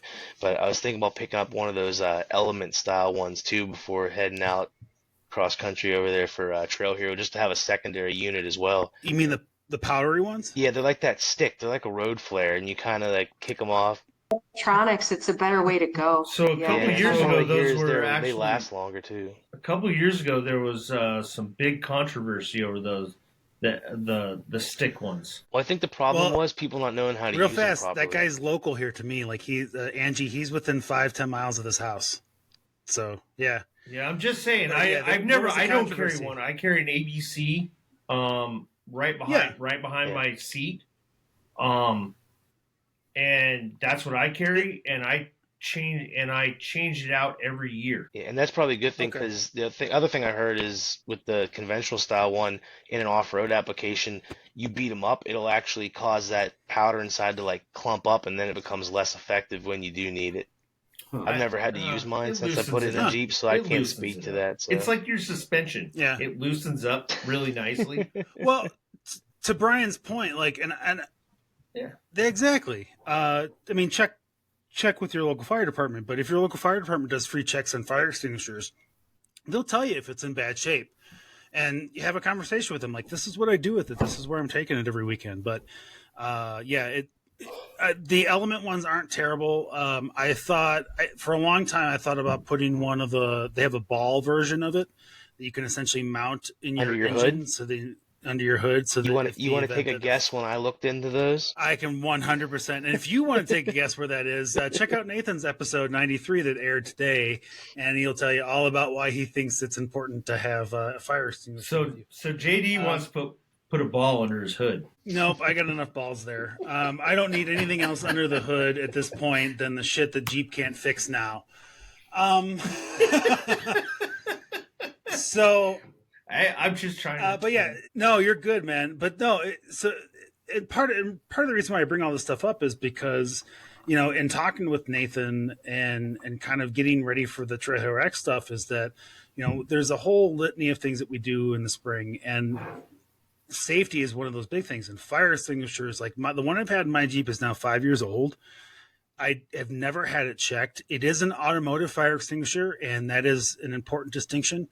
If you are buying a fire extinguisher, make sure you buy an automotive one if you're going to put it in your Jeep for automotive Get an purposes. ABC. It's automotive. It's an automotive and all of the above. It's a full spectrum of them.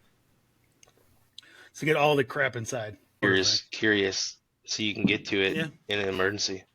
Seat or somewhere close to, so you can grab it. Just Yes, like your winch remote.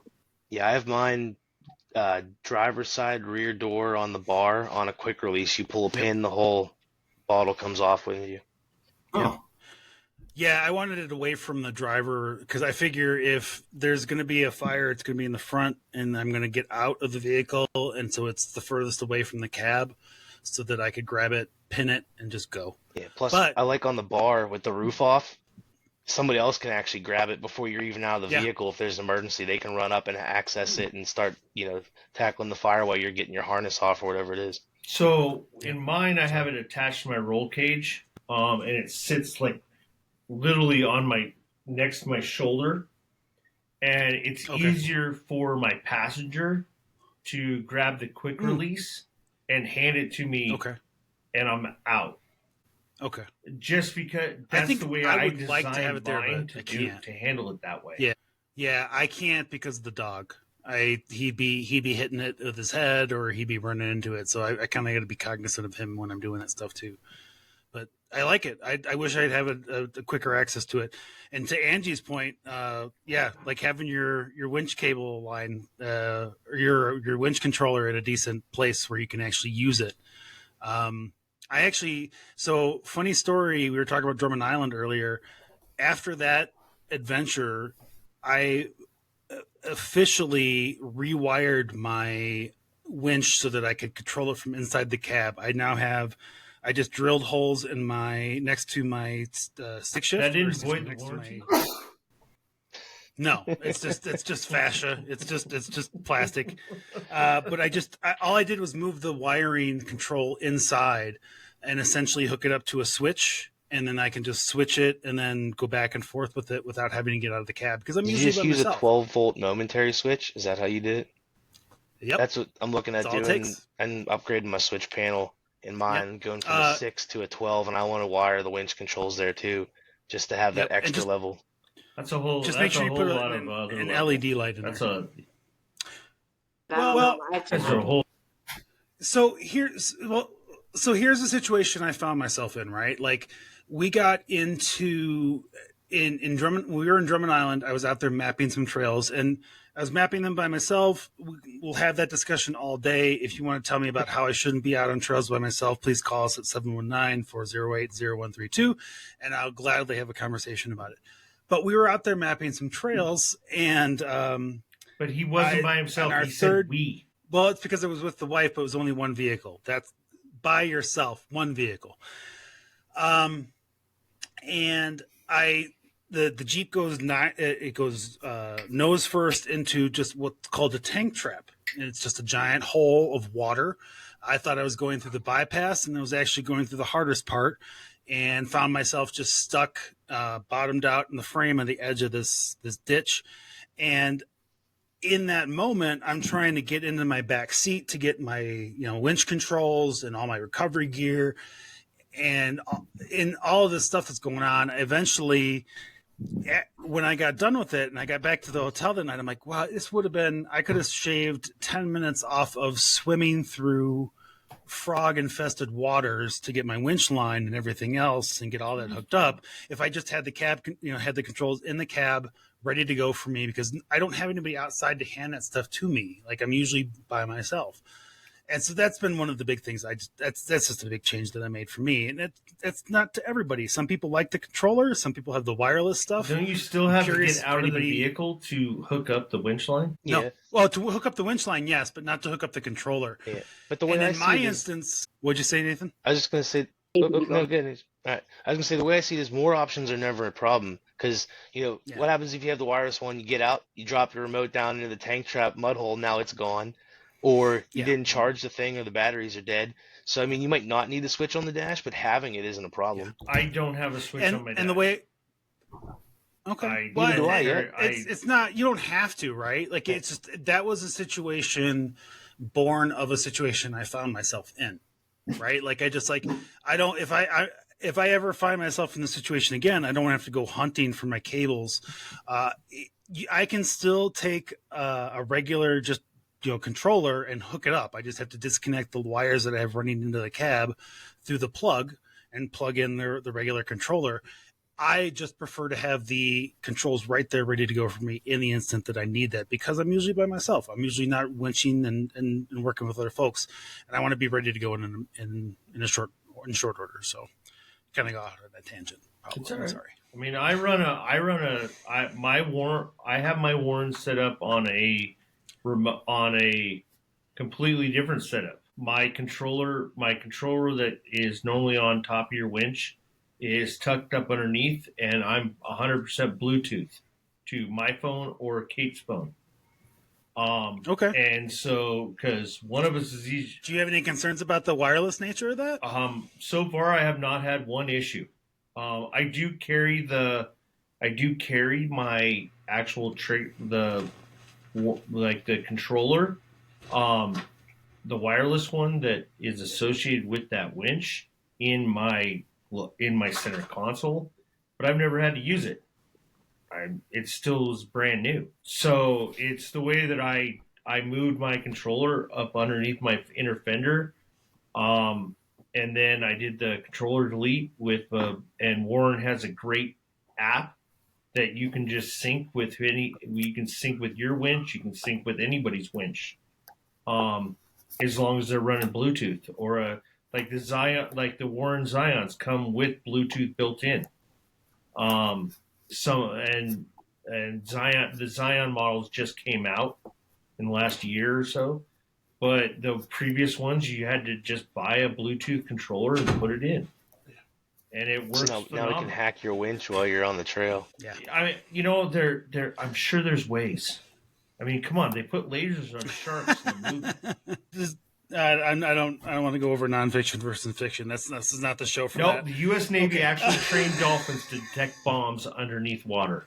That's a proven fact. It is, but then it's a stretch to then take that to laser. Never mind. I'm not sober enough for that. Okay.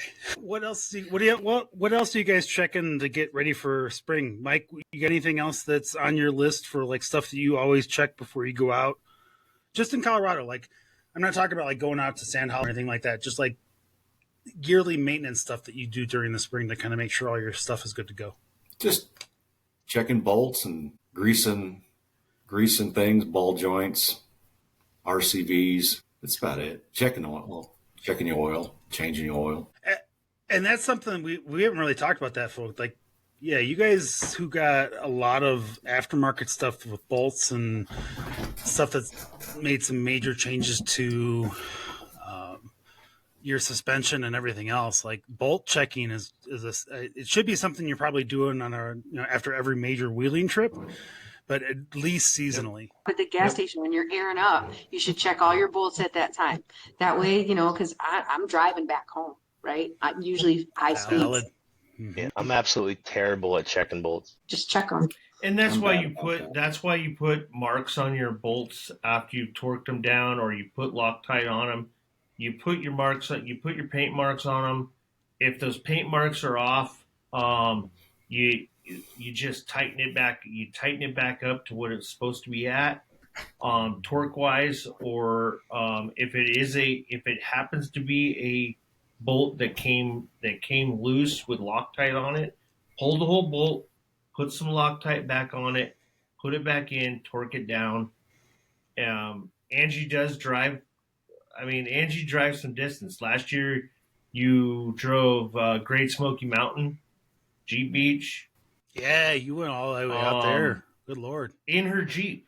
She didn't do it and her Jeep was on Wheeled, and then I check everything before. That's what I said. It's like when I air back up, and usually I'm aired down because I've got spider lock bead locks. They're just solid with these Nitto trail grapplers. They're just thick walls. They're just great tires. My setup is just great right now. I love how this all works. So I'm usually aired down the whole time that we're running these trails for a few days and just running around town, because I just hate airing up and airing down because I'm lazy. But when I air back up, I always check everything and make sure everything's in line. And I carry fluids and tools, because you never know if you're going to need, I busted a brake line on Pritchett.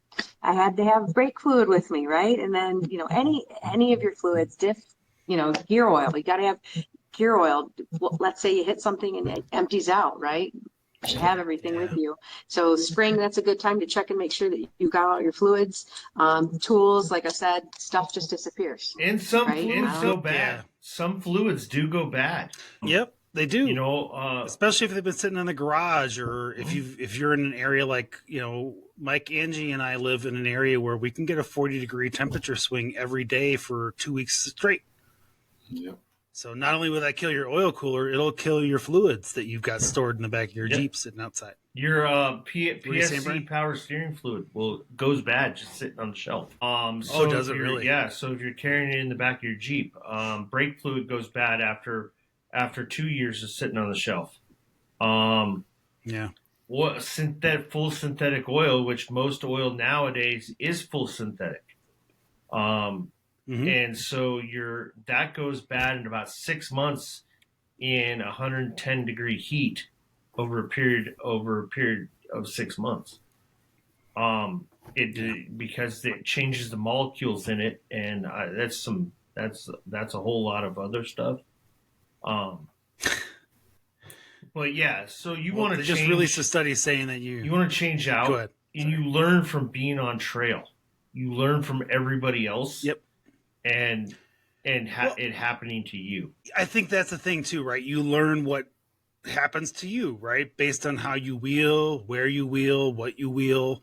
Like Pope and Randy talk about, they carry radiator hoses all the time because they had a radiator. And not everybody does that because they don't always work. They don't run in areas where it's 110 degrees on a regular basis. I don't carry radiator hoses with me because that's not something that I expect to tend to happen. But where you wheel is why not? Did you say? Because I have a 2-door Jeep. I've got limited space as it is. I had a friend that carried an overland trailer for this damn thing just to carry all the camera equipment. JD. He carried serpentine belts with Pope him. and Randy carry serpentine belts too. Yes. I actually carry a serpentine belt. Yeah, I do. Great. Too. Then you just, I don't know, you carry it with you. That's what happens. They carry tie rod ends. It's a bit of a phobia thing. Yeah, exactly. Okay. Carry an extra drive shaft. That feels excessive. But if you break drive shafts on a regular basis, I've never broken a regular one. thing. But Michael knows that. Mike knows that we could be out in Sand Hollow on some trail and somebody broke a drive shaft. They could get off trail with one of a JKU spare drive shafts. Yeah. Well, let me ask you then, for Mike and Bryan, then, would you guys carry a drive shaft with you if you were doing a solo trip someplace? You gotta buy them first. I'm too cheap to want to go buy it unless I need it. But Broken a drive shaft on a trail. I haven't. Anybody? Has anybody? Okay, I have. And all you do is just go in 4-wheel drive and get off the trail, because you can still go in 4-wheel drive. Yeah. You don't need that drive shaft. And I lost my rear drive shaft. It depends on which one you lose, too. It was my rear. If you lose your front, you're screwed completely. It just dropped, and I was like, oh, man, and I'm dragging it. I'm like, no, this is not good. So I just cleaned up the other side, put it in the back, and we just kept going. Yeah, we always figure out a way to get off trail. That's why you don't go alone. That's how the Donner. Okay. That's what happened to the Donner Party. They didn't go alone. You know what? Here's the thing: if I got to go some way, at least I'm a good story, right? At least I'm a good story for the trailhead that continues after. We don't know that. Yeah. Because so this is how JD went. The dog ate him. The dog ended up eating him. We recovered the dog. He had his fine life because JD left all of his money to him. He had his best life. He had his GoPro on him the entire time, and because it was just cold enough, the battery life lasted for a long time. True story, and he was completely wasted on all the white Russians he brought with him. Nice. Wow. All right. Well, anything else? What else are you guys working on to get ready for, because I know, obviously, AC is important if you live in the desert. I don't know how many, some of you crazy. I don't run AC. How do I say this politely? I don't run AC. How do you not run AC when it's 120 degrees? I don't have a top on. That's just waste. That's wasteful. That's wasteful. I have a full cage. I live in the desert.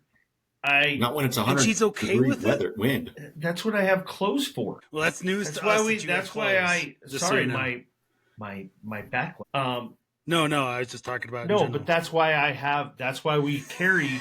We actually carry We carry jackets, rain jackets with us, and we actually look at this thing called the Weather Channel. What is that again? The Weather Channel. It tells us what the weather's going to be like. Oh, okay. I don't do certain events. I'm not going to go out and do winter 4x4. It's cold. It's like 60 degrees outside. That's cold. Oh, wow. You're adorable. You And know with that? my doors off last weekend at the Denver parade, See? and it was See? 33 degrees because See? nobody else took their doors off. And I'm like, I'm in a parade. I got to do My this. fr- And it was Get so much it. easier to get in and out and give the little kids. I bought these little tiny little, Yeah. See? And now one of them 100%. choked Your on it. doors off. yeah, doors off. You got, I don't know. It's like once you guys, I don't know, old Jeeps and, they were like back in the day just so cold. They never ever had all these heating elements like we have now in JKs and JLs and JTs, right? So it's just, I'm used to being in a Jeep, but I was always cold because I always had soft tops. My new PRV, Yeah. Look at Angie getting it with no doors. There's a door. I see a door. All right. I'll give you a little crap that the back doors are on. I'm going to give you a little bit of Hey, crap. I just Not saw much, my friend. But yeah. Taking them off, but Carrie had a lot of giveaways that I picked her up, Okay. so I had to put them in the back, and otherwise they would have gone all over the freeway because it was Did all. you have a sparkly green rubber chicken? That wasn't mine. You It was don't a have friend's. those? Oh, it's not mine, but it's in the video. Yeah, it made it. I need to get one of those. Wow, it looks like a lot of fun though. It was a really good time. And for those of you who don't know, drinking at the Mile High is a whole different experience. So Yes, it is. Jeep Fight Club. All right. Yep. Good stuff. Good stuff. Yeah, doors off at 33-degree weather. Well, it was sunny out that day too, right? It got sunny. Yeah, it did. It was sunny. Thank God. Otherwise, we would have been freezing. I felt bad for the Cowboys that were behind us. They're all pretty cold. Yeah. That's awesome. All right. Well, so let's see, we got, what else do I want to mention? First aid kits too. This is also a great time to remember. Yeah. If you don't have a first aid kit, Replenish your now's a good first time aid to get kit. one. Replenish your first aid kit, or just check it. Right. Extremely important. The same thing. Yeah, same thing we said about fluids when it comes to Jeeps. The ointments and all the different things that they put in those things, they have expiration dates on them. Respect them to a certain degree. Like bandages, yeah, they last for a while, but some of those other things, definitely replace them. And if you have never taken a skills class for first aid, I highly recommend it. Check out your local community college. Check out your local YMCA. See if they've got a class on it. Anybody that's willing to teach you how to tie a tourniquet, put dress a massive laceration, because it's like these guys bring out like these special things to show you how to pack wounds and the whole 9 yards. And I think anybody that tells you that if you've been driving a vehicle off-road for any period of time, the best teacher is having hands-on experience, right? Having a moment where you're on the trail and you're actually experiencing what it is that you're doing. Seat time. Same thing goes for that kind of stuff. You don't want to be in the moment when somebody slices their leg open and you're trying to panic and figure out what to do. At least having some knowledge ahead of time is great for that. Now's the time to do it. Do it before the snow melts. Do it before you get out there. I highly recommend it if you have a Costco. Go to Costco, buy the Johnson & Johnson first aid kit. It's a hard case. Get that one. You don't need to carry – if you're wheeling with me, 9 times out of 10, because I carry a full EMT first aid kit with me at all times. Fair enough. Safety is extremely important. I went out to My Medic. I got one of the, if you go to My Medic, mymedic.com or My Medic something, your HSA or FSA, you can use that to buy you a really nice med kit. And as stuff expires, they will send you the new stuff that you need to replace it with. Oh, really? You That's just got to really reach cool. out to them and talk to them, I believe. Okay. But I think I carry the $3,500 full med kit. We out at Trail Hero, I had a friend that got hurt really bad and had to be life flighted out. And it was the one day I wasn't on trail. Because usually I carry a full. I mean, Mike's been on trail with me, and I have to fumble through it like everything. Now I've got it like locked down to a point where it's really nice. But go to mymedic.com, I think it is, and and your HSA and your FSA from your insurance will pay for it. Well, you can use that to pay for it. It's mymedic.com. Yep. I got some really nice stuff in here. Yeah. Okay. I mean, I carry the anti-clotting agents. I have like 16 different tourniquets. There's 2 of them I didn't even know existed. Well, here's the reason why I think I've said this before on the previous live show that will probably air right before this one because of editing issues. But when I went to a class that basically talked about doing a tourniquet, and then they show you how to do a tourniquet, and they make you do it on yourself, because doing a tourniquet is not what you think it is. You're going to cause the other person pain while you're doing a tourniquet. And until you've gone through the process of trying to put one on yourself to actually stop the circulation of blood into your arm, you don't quite understand the kind of pressure it takes to do that. And in the moment, again, part of the reason why like NASA folks drill and they drill, you watch all those old Apollo missions and all that kind of stuff they did that stuff over and over again because in the moment, you don't want to have to think about it. And if you get an opportunity muscle memory. And if you get an opportunity to kind of give it a shot and make sure that you understand it, then it's much more likely you're going to save your life or a friend's life. And just, take the free class, take the $100 class, learn a little bit. We all spend $50 a tank at least for gas these days. Do some things to help yourself. Make sure that you're good. Also, to go down to your local fire departments. Your local fire departments put on a class once a month to do CPR and localized first aid. Yeah. And they do it for free. Yeah. Because a lot of them do it for free. They need the training to train the trainer. Yep. Exactly. So, awesome. All right. Well, what's that? What did you say? Bryan, were you a firefighter? No, I just spent 5.5 years of combat. I did a thing. It's desert. You haven't lived life until you've given yourself 5 IVs. Oh, only once, maybe in Vegas. Then you learn. I got a guy for that. No, you do. That's good to know. Because, again, we will talk about this off air, but there's already plans for me to stay past the end of Trailhead. Yeah, it's a thing. It's a thing. That's a problem. First aid is extremely important. Also, if you wheel like Mike and I do, go out and buy a helmet, even if you never use it. Are you being sarcastic or are you being serious? Legit? Okay. Go out and buy a helmet. Get a pink axle helmet. I have an axle helmet. I carry an axle helmet in my Jeep. It's right next to my fire extinguisher. If I need it, I'm gonna put it on. I've got enough traumatic brain injuries. I don't really need another one. No, but you know what?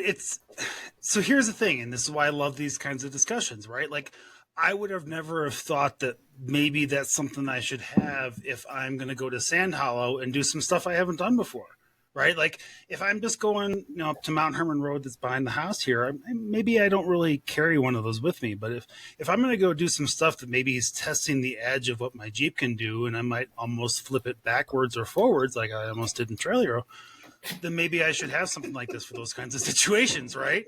Because we live in Colorado, JD, and at any time you could be stuck in your vehicle. It just happens. So you should have an emergency kit for all of these. I have an emergency kit. It's a question of whether or not I have. Yeah, a helmet is the different discussion. The way that it was explained to me was if Kate gets out of the vehicle, Millie gets out of the vehicle, and I'm putting my full harness on, I probably should put my helmet on. Okay. I give that to you. Yep. And it's not that expensive to go home to your family. No. That's a great point, right? Like, that's all the stuff we've talked about tonight. Like, we haven't talked about anything that's going to break the bank, right? Like, we're not talking about coilovers or link suspensions or anything like that. We're talking about first aid kits and helmets and kind of those basic things that, like, sometimes we forget about. we get so excited about going out because we're going to go hang out on the trails, we're going to go hang out on the rocks and go hang out with our friends. We don't necessarily think about, hey, something serious could happen. Somebody could be in a place they're not supposed to be when a Jeep goes out of control, and next thing you know, somebody's cut and everybody's freaking out. Don't be that person. Yeah, it's just making sure that, you know, everybody wants to go home to their family. Yep. And not everybody's the safest people on the planet on trail. That's the way I look at it. Yeah, I mean, 100%. I carry a helmet. I'm one of those people. I carry a helmet. I've never used it yet. Kate wants me to wear it just to walk around. Kate. But Kate, you know what, Kate? I would love for you to be leaving voicemails about Bryan for and me the to dumb play stuff on the I show. do. Just so you know. Yep, 100%. Call him out. I'll maybe I can change your voice, anonymize it somehow, but let's chat. You know, it's you want to, you know, the safety equipment is out there for a reason. Yeah. And we're taking very expensive vehicles that we built that weren't expensive when we started, and doing stupid shit with them. Yeah. In places that only that soft K does, those hikers are supposed to go do. You know, things happen, and we need to remember that. Just be prepared for I it. carry an axle Just try to be helmet prepared just for because they're built for off-road. They're built by they're manufactured well. You could grab a mountain climber's helmet and probably do the same thing. Yeah, I mean, some level of protection is your bro. I've had concussions in the past, but Bryan, you take the cake for a number, just sheer number. But yeah, just some sort of basic protection. Like, here's the thing: I'm 6'6", right? I don't fit in a Jeep like a normal person, so I know that I have to sit a certain way when I'm on the highway, or I'm gonna be a risk if I run into a rollover or something like that. Same thing goes when you're off road. Like, be cognizant of the stuff that's around you when you start making changes to your Jeep.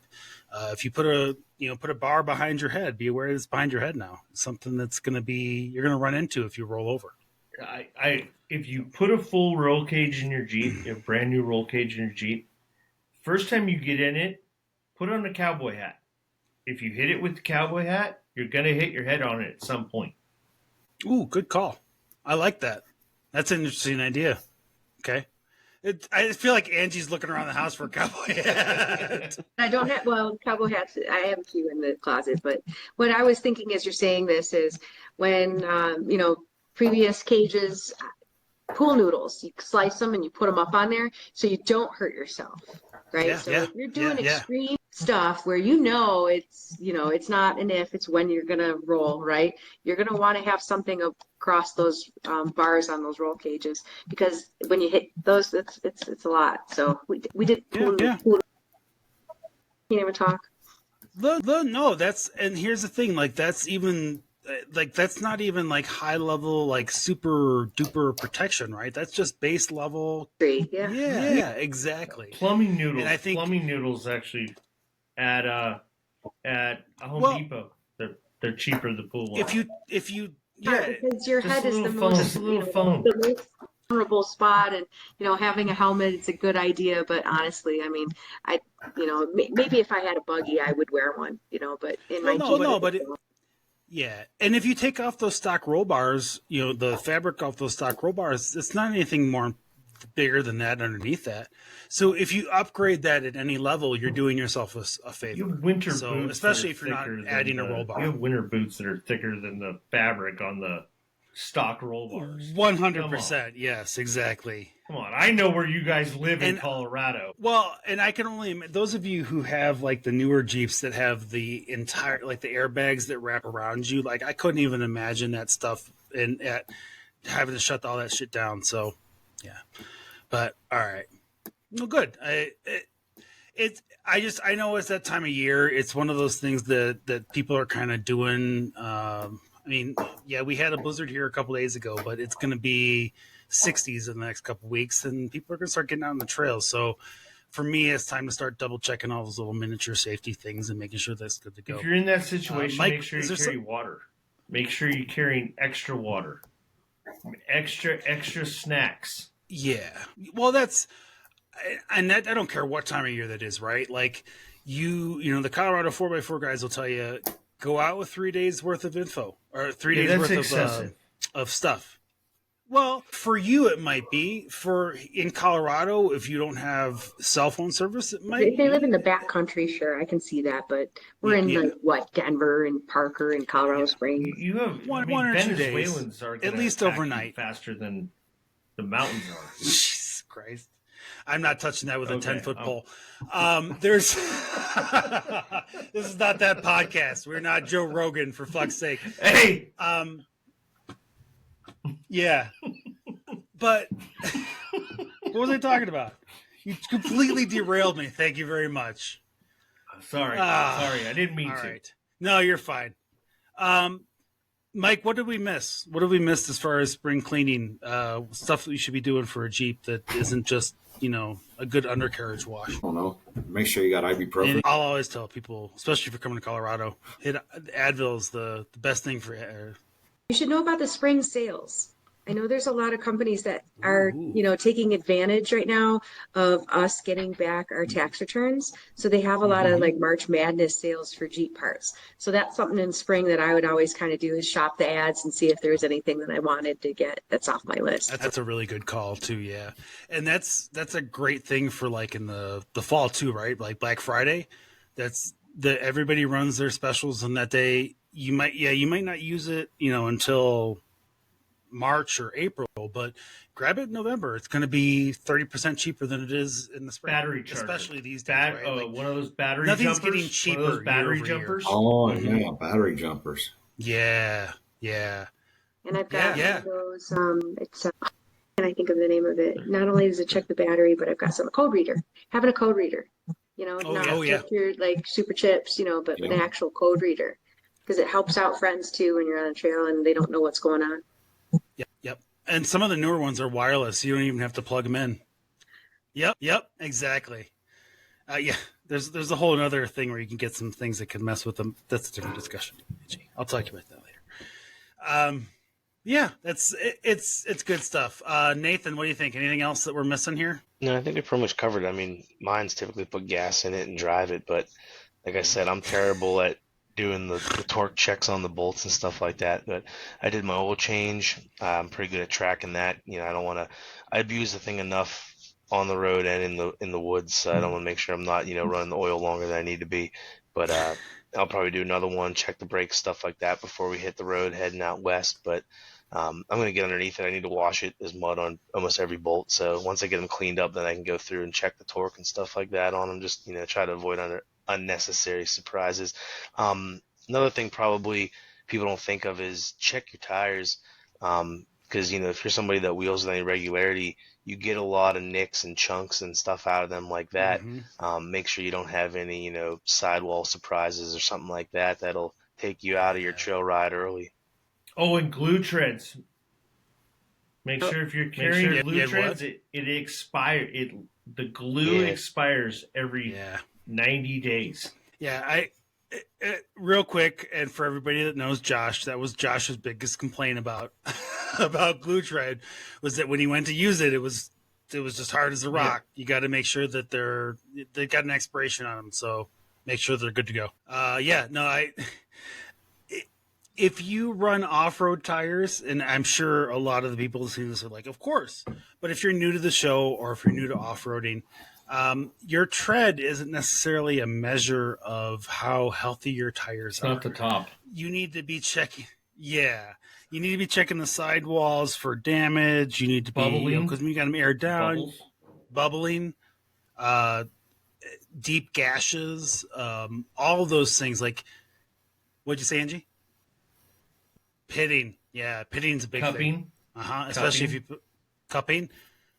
Cupping's a huge thing if you don't get your tires balanced right, and or if you've got a suspension issue that you haven't addressed. And if you're being honest with yourself, you have a suspension issue you haven't addressed. That's a really good one.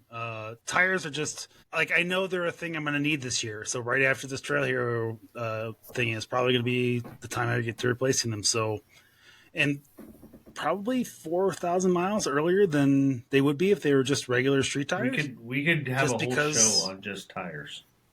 Yeah, mine are I probably think we one will of my have a whole things show. on my short list to swap out before I hit the road to head out the trail here. Those new tires. Yeah, I'm looking. I mean, I can't Okay. complain though. I'm checking my notes right here. I'm at You have almost notes? 4 years on mine, You have notes? and 4 years? yep. So put it this Yeah, way, I think September. you- I put my tires on September 1st of 21, and I'm at about 46,000 miles on them as well. One, Yeah, you're all I going can to want say to is come you out need here those with a changed. brand new set. We got different rock. Yep. The rock out here is different. It's The rock in the desert, and is you're going nothing from like anything on the East Coast, but- Nevada to Utah to Arizona and back to Nevada. And it's- the rock is sharp, it's young, it's new, and it wants to eat. And don't get me wrong, it's not vernal rock, right? Like vernal rock, from what I understand, is very shaly, it's very breaky, it's very sharp. But in general, the area that you're going to be in, a lot of the rock is going to be sharp in places, partially because people just aren't out there. And it's going to be sidewall. Areas we're It's gonna going to be be in- sidewall stuff. Yeah, sidewalls will be the problem. You'll drive right over that. You'll drive right over it if it's frontage. It's the sidewalls that just rip it. You'll rip up tires on the sidewall. I am very worried about my dirt tracks. Yeah, I'm thinking about going from 35s to 37s to get a little more sidewall too. For this next set. There you go. You're not getting any more. You need to go with a Nitto. You get an inch more sidewall. That's just length, not girth. You're looking at it from you need to go with a BFG. For that trip, I would go with a BFG KO2, which is a larger has more ply on the sidewall because it'll rip through the steel here. Yeah. Nittos, I think Nittos, BFG, Nitto Trail Grapplers, Nittos, or then BFGs, KO2s. I don't recommend the KM3s for an overlanding event, just because you're gonna be ripping tire. Knowing what I know now about this event, I am really excited to see about what everybody's bringing to this thing. It's going to be a shit show on that level. I'm very excited to see. I'm hoping for I an think people are interesting gonna bring- variety of rigs. I think, yeah. I'm reading. Pope says that your mom will rip through the sidewall. Oh, thanks, Pope. I appreciate you chiming in. Oh boy. All right, what were you saying? Go ahead, Angie. Were you going to say something? Good. Okay. That's Sorry, fine. Angie. You're perfectly fine. Sorry, Angie. We should stop saying things at this point anyway. We've reached the end of our. No, Nathan, I'm not trying to What scare were you you. saying, I'm Bryan? trying to get you prepared. No. No, I'm not scared. No. Out in 100%. Sand Hollow, everything's all grooved out.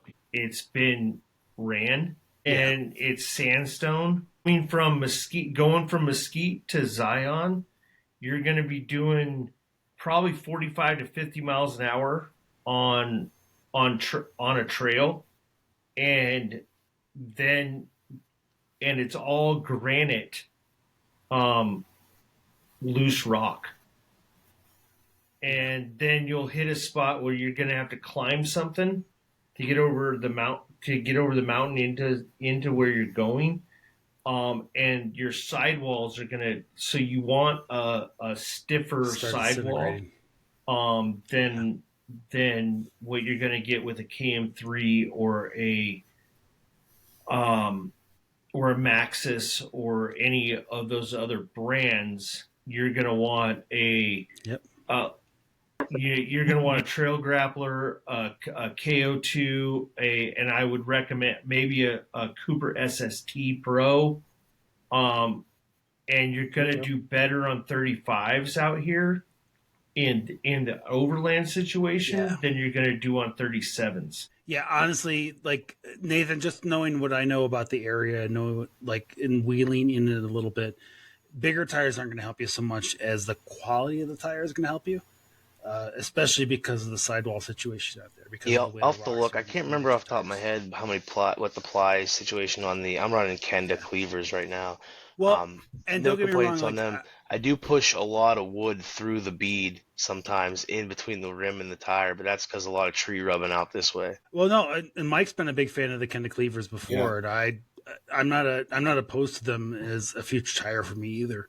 Just because of what I do, right? Like, they're still a strong tire. That's a triple sidewall.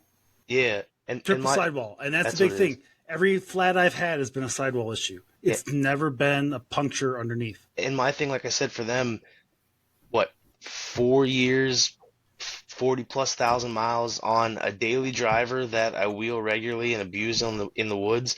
Like, I didn't get that kind of mileage out of street tires on, my Ram back when I drove that and stuff like that. It's a good bit of tread. What did you say, man? I changed my tires out at like 1,000 miles. I rotate them regularly. I need your kind of money. It's not money. It's like, it's for just, real. It's necessity. There is that. It's different weather for him, right? Like it's what we talked about earlier. It's a different temperature. Because if I want to put rubber on some rock, it's the rock out west is different. We have volcanic rock. We have it's younger rock than the East Coast. That's weather. It's very sticky. So your first time out there, it's kind of like you're going from slick kind of rocks that have a lot of quartz in them, and then you get to these rocks, and you can just crawl up anything. It's really nice. Yep. You're gonna love it. You can, but if it breaks apart, it's very sharp, and I think that's what Brian's trying to talk about. Yeah, I'm definitely excited for the new type of wheeling because, like I said, I'm used to slick rocks and mud that sucks you in. I'm very interested. Part of my process for you is going to be to talk with you beforehand and then talk with you after about, because it's going to be a whole different terrain for you. So. And I think it's going to be a piece of cake if you're used to AOAA. Oh yeah. Site coal and how sharp that rock was. Yeah. Sharp because I slashed a sidewall at AOAA. Yeah, I believe it. I mean, those rocks are pretty crazy in some spots. Yeah, I'm giving you the speech of, if you pick up a gun, you're going to shoot yourself with it. Speech. It's not as bad here. I'm making it out to be. What has not anybody seen A Christmas Story? It is. But no, I get what you're saying. It's not a BB gun, a gun. It's being prepared for the worst, most possible situations you could have going on there. I get it, Brian. I'm with you, buddy. No, I'm 100% there. I'm 2 White Russians in, and that apparently, according to the can, is 4 shots. You're also going to want to air down to 23 pounds for overlanding. No more, no less. I usually go down to about 18 now, but it's probably going to vary tire to tire too. Like Angie, so when we're out of Sand Hollow, Angie will say this, and she has a different tire pressure than I run. Mike runs a different tire pressure than I run. I run about 6 pounds out at Sand Hollow. Okay. I run 12. Angie, what do you run at Sand Hollow? Because I like hitting the trails and then going back into town and going to get some food. So I usually go down to about 11 or 12. Yeah. And then I can walk up anything. Yeah. Mike, what about you in Sand Hollow? Same thing Angie said. Okay. So that's right about where I'm at, 11, 12. Whereas the race cars at King of Hammers, they run 25 to 28 pounds. Yeah. I mean, plus it's going to depend on, like, the Gladiator is heavy, so I can deform my sidewall, usually pretty easy getting down below 20. Like my kid's TJ, if I took it down to 18 PSI, you couldn't even tell looking at it. It's not enough weight there to actually deform that tire. You got to go pretty low. He's got a point there. Yep. Plus, I'm not running bead lock, so I don't want to go too crazy. What's the weight on a JT? Too low if you don't have a bead lock, and plus if you're an overlander, you probably got a lot of weight. Yep. Yeah, that's why I'm heavy saying girl empty, and I've added a lot of steel. About 23 pounds out here, running the loop from Zion to the Grand Canyon and back out here. You're gonna look at about 23 pounds. I think I'm over 5,500 now at this point. Last time I was at the scrapyard scale. So he's got some weight on him. Before or after? Yeah, you probably do some decent. That was gonna happen. Yeah, but you figure, I mean, you think about it. I think my standard tires and wheels that came on it were like 55-ish pounds a tire. My 35s now I'm Okay. at over 105 a tire, so I doubled the weight at every wheel. Steel bumpers, front and rear, the winch, bed rack, all that extra stuff. It adds up real fast. Look at you doing math. Yeah. That's smart. No, honestly, so here's the thing. If wherever you live, I don't care who's listening to this right now, but wherever you live, if you know of a landscape company near your house, if you know of a, any kind of a 18-wheeler location nearby your house, I guarantee you they have a scale you can use for free.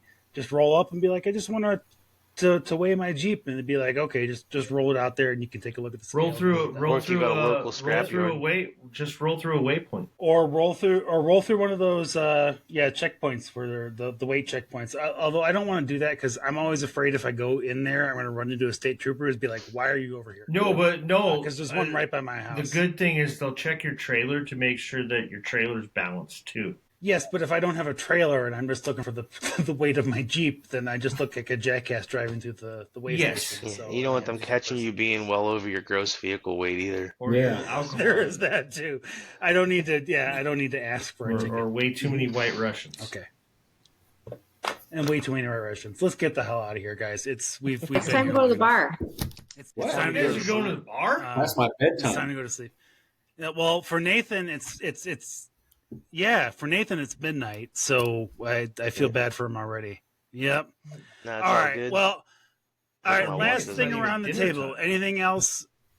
Give me a one-liner. Anything else that anybody needs to know that you think they should be checking before they head out for their spring trails? I'm gonna start with Don't start with Mike. me. All right, fine. I'll start with Angie. Like you said, I think a first aid kit is a really good idea to have. I just got one off of Temu. Don't sit, because I bought like all my St. Patrick's Day stuff, but I also got one and I got a really good deal on it. And it has Molly panel stuff, so it's right behind my seat. So super Perfect. and easy to get to. There you go. Nathan. Yep. Nothing probably to check, but I was going to recommend something like that with the first aid kit with like a MOLLE panel. That's how I put mine right inside the truck bed. I put my tailgate down, I can grab it because sometimes we load up all this crap, you put it in your Jeep, and then you can't get to it when you need it. Yeah. Put it under the rear Make seat. that emergency stuff easily accessible. 47 other things. And I know, like me, I got a child seat in the back. I can't fold up half my rear seat unless I take that out. So that stuff has to be the very little need section on that side. Yep. Your refrigerator needs to be further away from you than your first aid kit. I'm just telling you that. Good point. So awesome. Bryan, anything else? If you're gonna go wheeling, I feel like you hit make sure you're not a voice for radio, because that might be the last thing your friends see you as. What the? Okay. I was gonna go with make sure you wear a flak vest downrange, but not everybody understands that. I don't think anybody understood that, so we're good. Exactly. Mike, I and look, see, I came to you last. All right. Did you like that? Yeah, I had to think right. of something to say. I like to make sure I got gloves and paper towels. Man, some of the basics, right? wet wipes. Yeah. That's actually a good point. Wet wipes. Wet wipes are great. An old T-shirt. Yeah. Yep. The one time I hit a mud hole that covered every window of the Jeep, and luckily one of the other gentlemen I was with, his trick was, and now I stole this idea from him, an old Windex bottle just filled with water, that and a rag, you can clean your windows so now you can see out of your vehicle Yes. Okay. That's a good call. Yeah, I like that. All right. Good deal. Okay. Awesome. Well, thank you very much. I think my biggest thing that I'm on this year is winch lines. I know mine's it needs maintenance. It's time to check it. It's time to replace it. I'm gonna both check it and replace it just from a standpoint of I just want to see how bad it's gotten. I know it worked as of last season because I needed to use it last season, but it's been sitting in the garage for a whole nother year and it's time. So check your gear. It's spring. We're all about to get out. It's April's right around the corner. Depending where you live, that means the snow's going to start melting and you're going to get out on the trails and people come out of hibernation. Yep. Good deal. Awesome. Did you know that Nevada? All right. Did you know that Las Vegas has a ski resort within 45 minutes of it. I'm not at all surprised by that information. No, I understand how altitude works. I live in Colorado. Are you kidding me? There's a 1,500-foot difference between where I live and where I work, Brian. Well, I know. My ears pop on the way to the office. Yeah. But now that they have right. the freeway finish there, it's nice. They do. Well, they don't really, because they're putting a wildlife overpass. It's a whole freaking thing. It's a big deal here. All right, let's get the hell out of here. Angie wants to get to the bar, and I cannot blame her. Real quick, so we did not get to it earlier. If you please leave us a review on Apple. If you leave us a review, shoot me an email at jd@thetrailheadnetwork.com. Get you added to a giveaway for a bunch of crap that we're giving away with when we get to 30 reviews. Leave us a voicemail. Now that Nathan has kind of joined the guest hosting panel, I don't have a voicemailer. So please leave us a voicemail at 719-408-0132. Kate, I'm telling you, Kate, this is a perfect opportunity for you to give Bryan crap in a third-party manner. Every meal she eats is cooked by me. Oh, don't cook. Yeah, I'm a but cook. Don't. I like cooking. Kate, don't fall for that crap. Don't. She no. doesn't. I've had Bryan's cooking like 3 times now, and it's really good. Well, maybe I'll change my tune once I have his cooking. Maybe I will, but in the moment, I am firmly in Kate's camp. He knows I'm joking. All right, awesome. Kate, get in here. Get in. Kate's listening. Yeah, come on, Kate. You're here for the last part. We're come on, Caterator. Come in here now. It's not embarrassing anymore. No one's watching. Come on, Caterator. It's just us. Like I said, I'll link to all the crap that we talked about today in terms of, like the element fire extinguisher that you can kind of hang in your thing that is local to Monument. Sure there was an issue with that a couple of years ago. Look that up. I'm going to look it up. We'll talk there was an issue in something that came down with that element fire extinguisher because they were pretty big, and there were a lot of people carrying them. And then there was a major. There was a major recall. Recall of some kind. Okay, we'll take a look at it. We'll be Caterator. So if you're listening.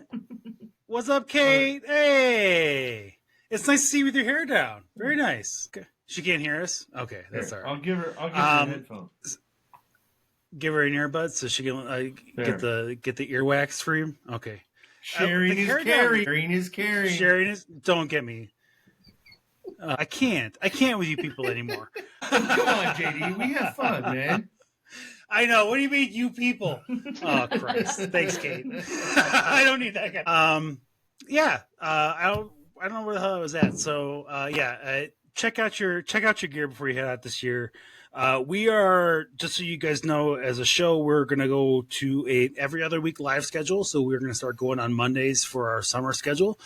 And you'll see that in our upcoming announcements and the rest of that as we go into the next month. So the next time you guys will see us, I think here looking at my calendar, would be April the 4th. And that will be our last show we'll have 2 shows in April, and then that'll be our last show before we do Trail Hero X, and then we're going to take a break while we do all that. We'll have a bunch of interview episodes air in between that, and then we'll go from there. Leave us a message, please. Please give us a call. I really want to play your voicemails, and please give me a reason to stop saying I will play any voicemail. Just call me. 719-408-0132. I'm going to play any voicemail until somebody gives me a good reason not to, and I'll even play that voicemail, and then I'll be like, okay, that's it. We're not doing this anymore. Don't forget to like leave us a voicemail. and subscribe. Oh, I hate saying that, but yes, like and subscribe. But check us out at thetrailheadnetwork.com and check out everybody here. We got Nathan. We'll link to everybody in the show notes. We got Nathan with the MudhornGladiator, Angie with Purple Haze JKU, Mike JKTrlFnder, Bryan with Beatrice JKU, and of course myself with me and my yellow JK. But thank you so much for riding along with us this week, and thank you for letting us be a part of your off-road stories. Safe travels on and off the road. Always stay the trail, and we'll see you guys next time at the Trailhead. Good night, everybody. Good night. Hey, thanks, everybody. Good night. Good night. Good night, Angie. Have fun at the bar. Bye, Bryan. Bye, Nathan. Bye. This is where trails start and our stories unfold.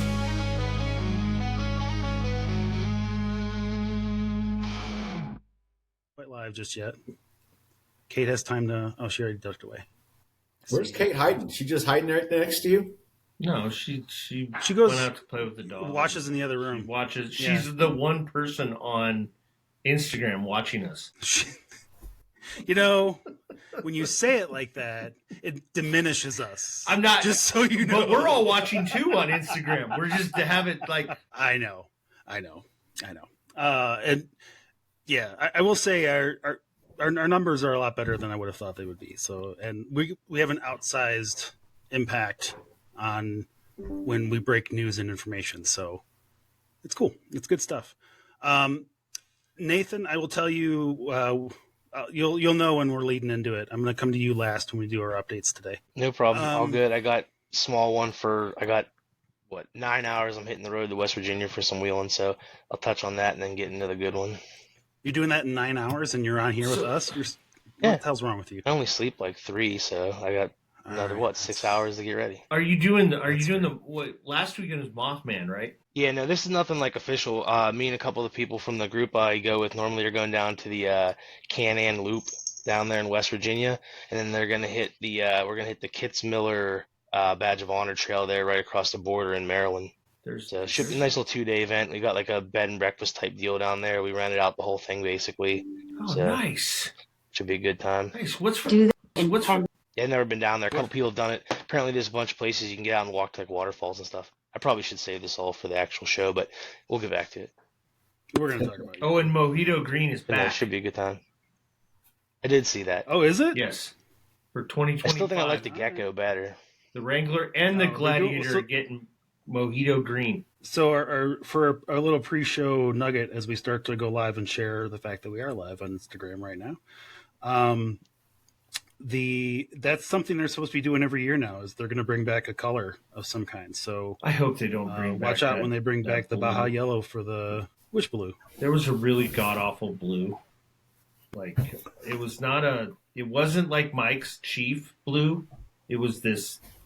It looked like it was a beach bunny blue. Okay. All right. Yeah. Remember I got disappointed when they brought the pumpkin back.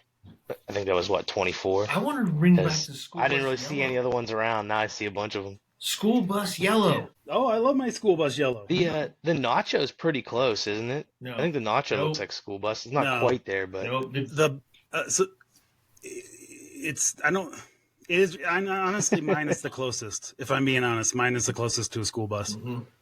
Because it's not real bright yellow, but it's kind of a muted yellow. And honest to God, if I rolled up next to a school bus, you probably wouldn't. You'd have to double take to realize there was a vehicle behind it. There you go. See, JD, that's why you need the license plate. Show bus. Show bus. No, I don't think that's a good idea. Okay. I watched a lot of. I watched that documentary on that guy who did the Girls Gone Wild tapes. I don't want anything with bus in the title. Yeah, that's probably a bad idea. Yeah, nope. Very bad look these days. Okay. Yeah. Mm-hmm. All right, we should really move on now. All right, well, welcome to the Trailhead, everybody. We are live, and today, whether you're tuning in from the garage, the driver's seat, or out on the trail, we're glad you're here. This is where off-roaders, explorers, and public land lovers come to talk rigs, routes, and the road ahead. Buckle up, air down, let's hit the trail together. Let's welcome our hosts and guests tonight. Welcome, everybody. How you doing? Hello. Good. How's it going, everybody? I am fantastic. I started drinking an hour before you all got here, so just so you're aware. And I'm drinking. I'm trying to get rid of these peppermint White Russians that I've got going on from Christmas because it's about to get nice out and they won't really go. Sounds delightful. Yeah. It is. It's quite delightful, but I've got a ton of them because there was a limited run and I wanted to buy them. So now I have too many. Okay.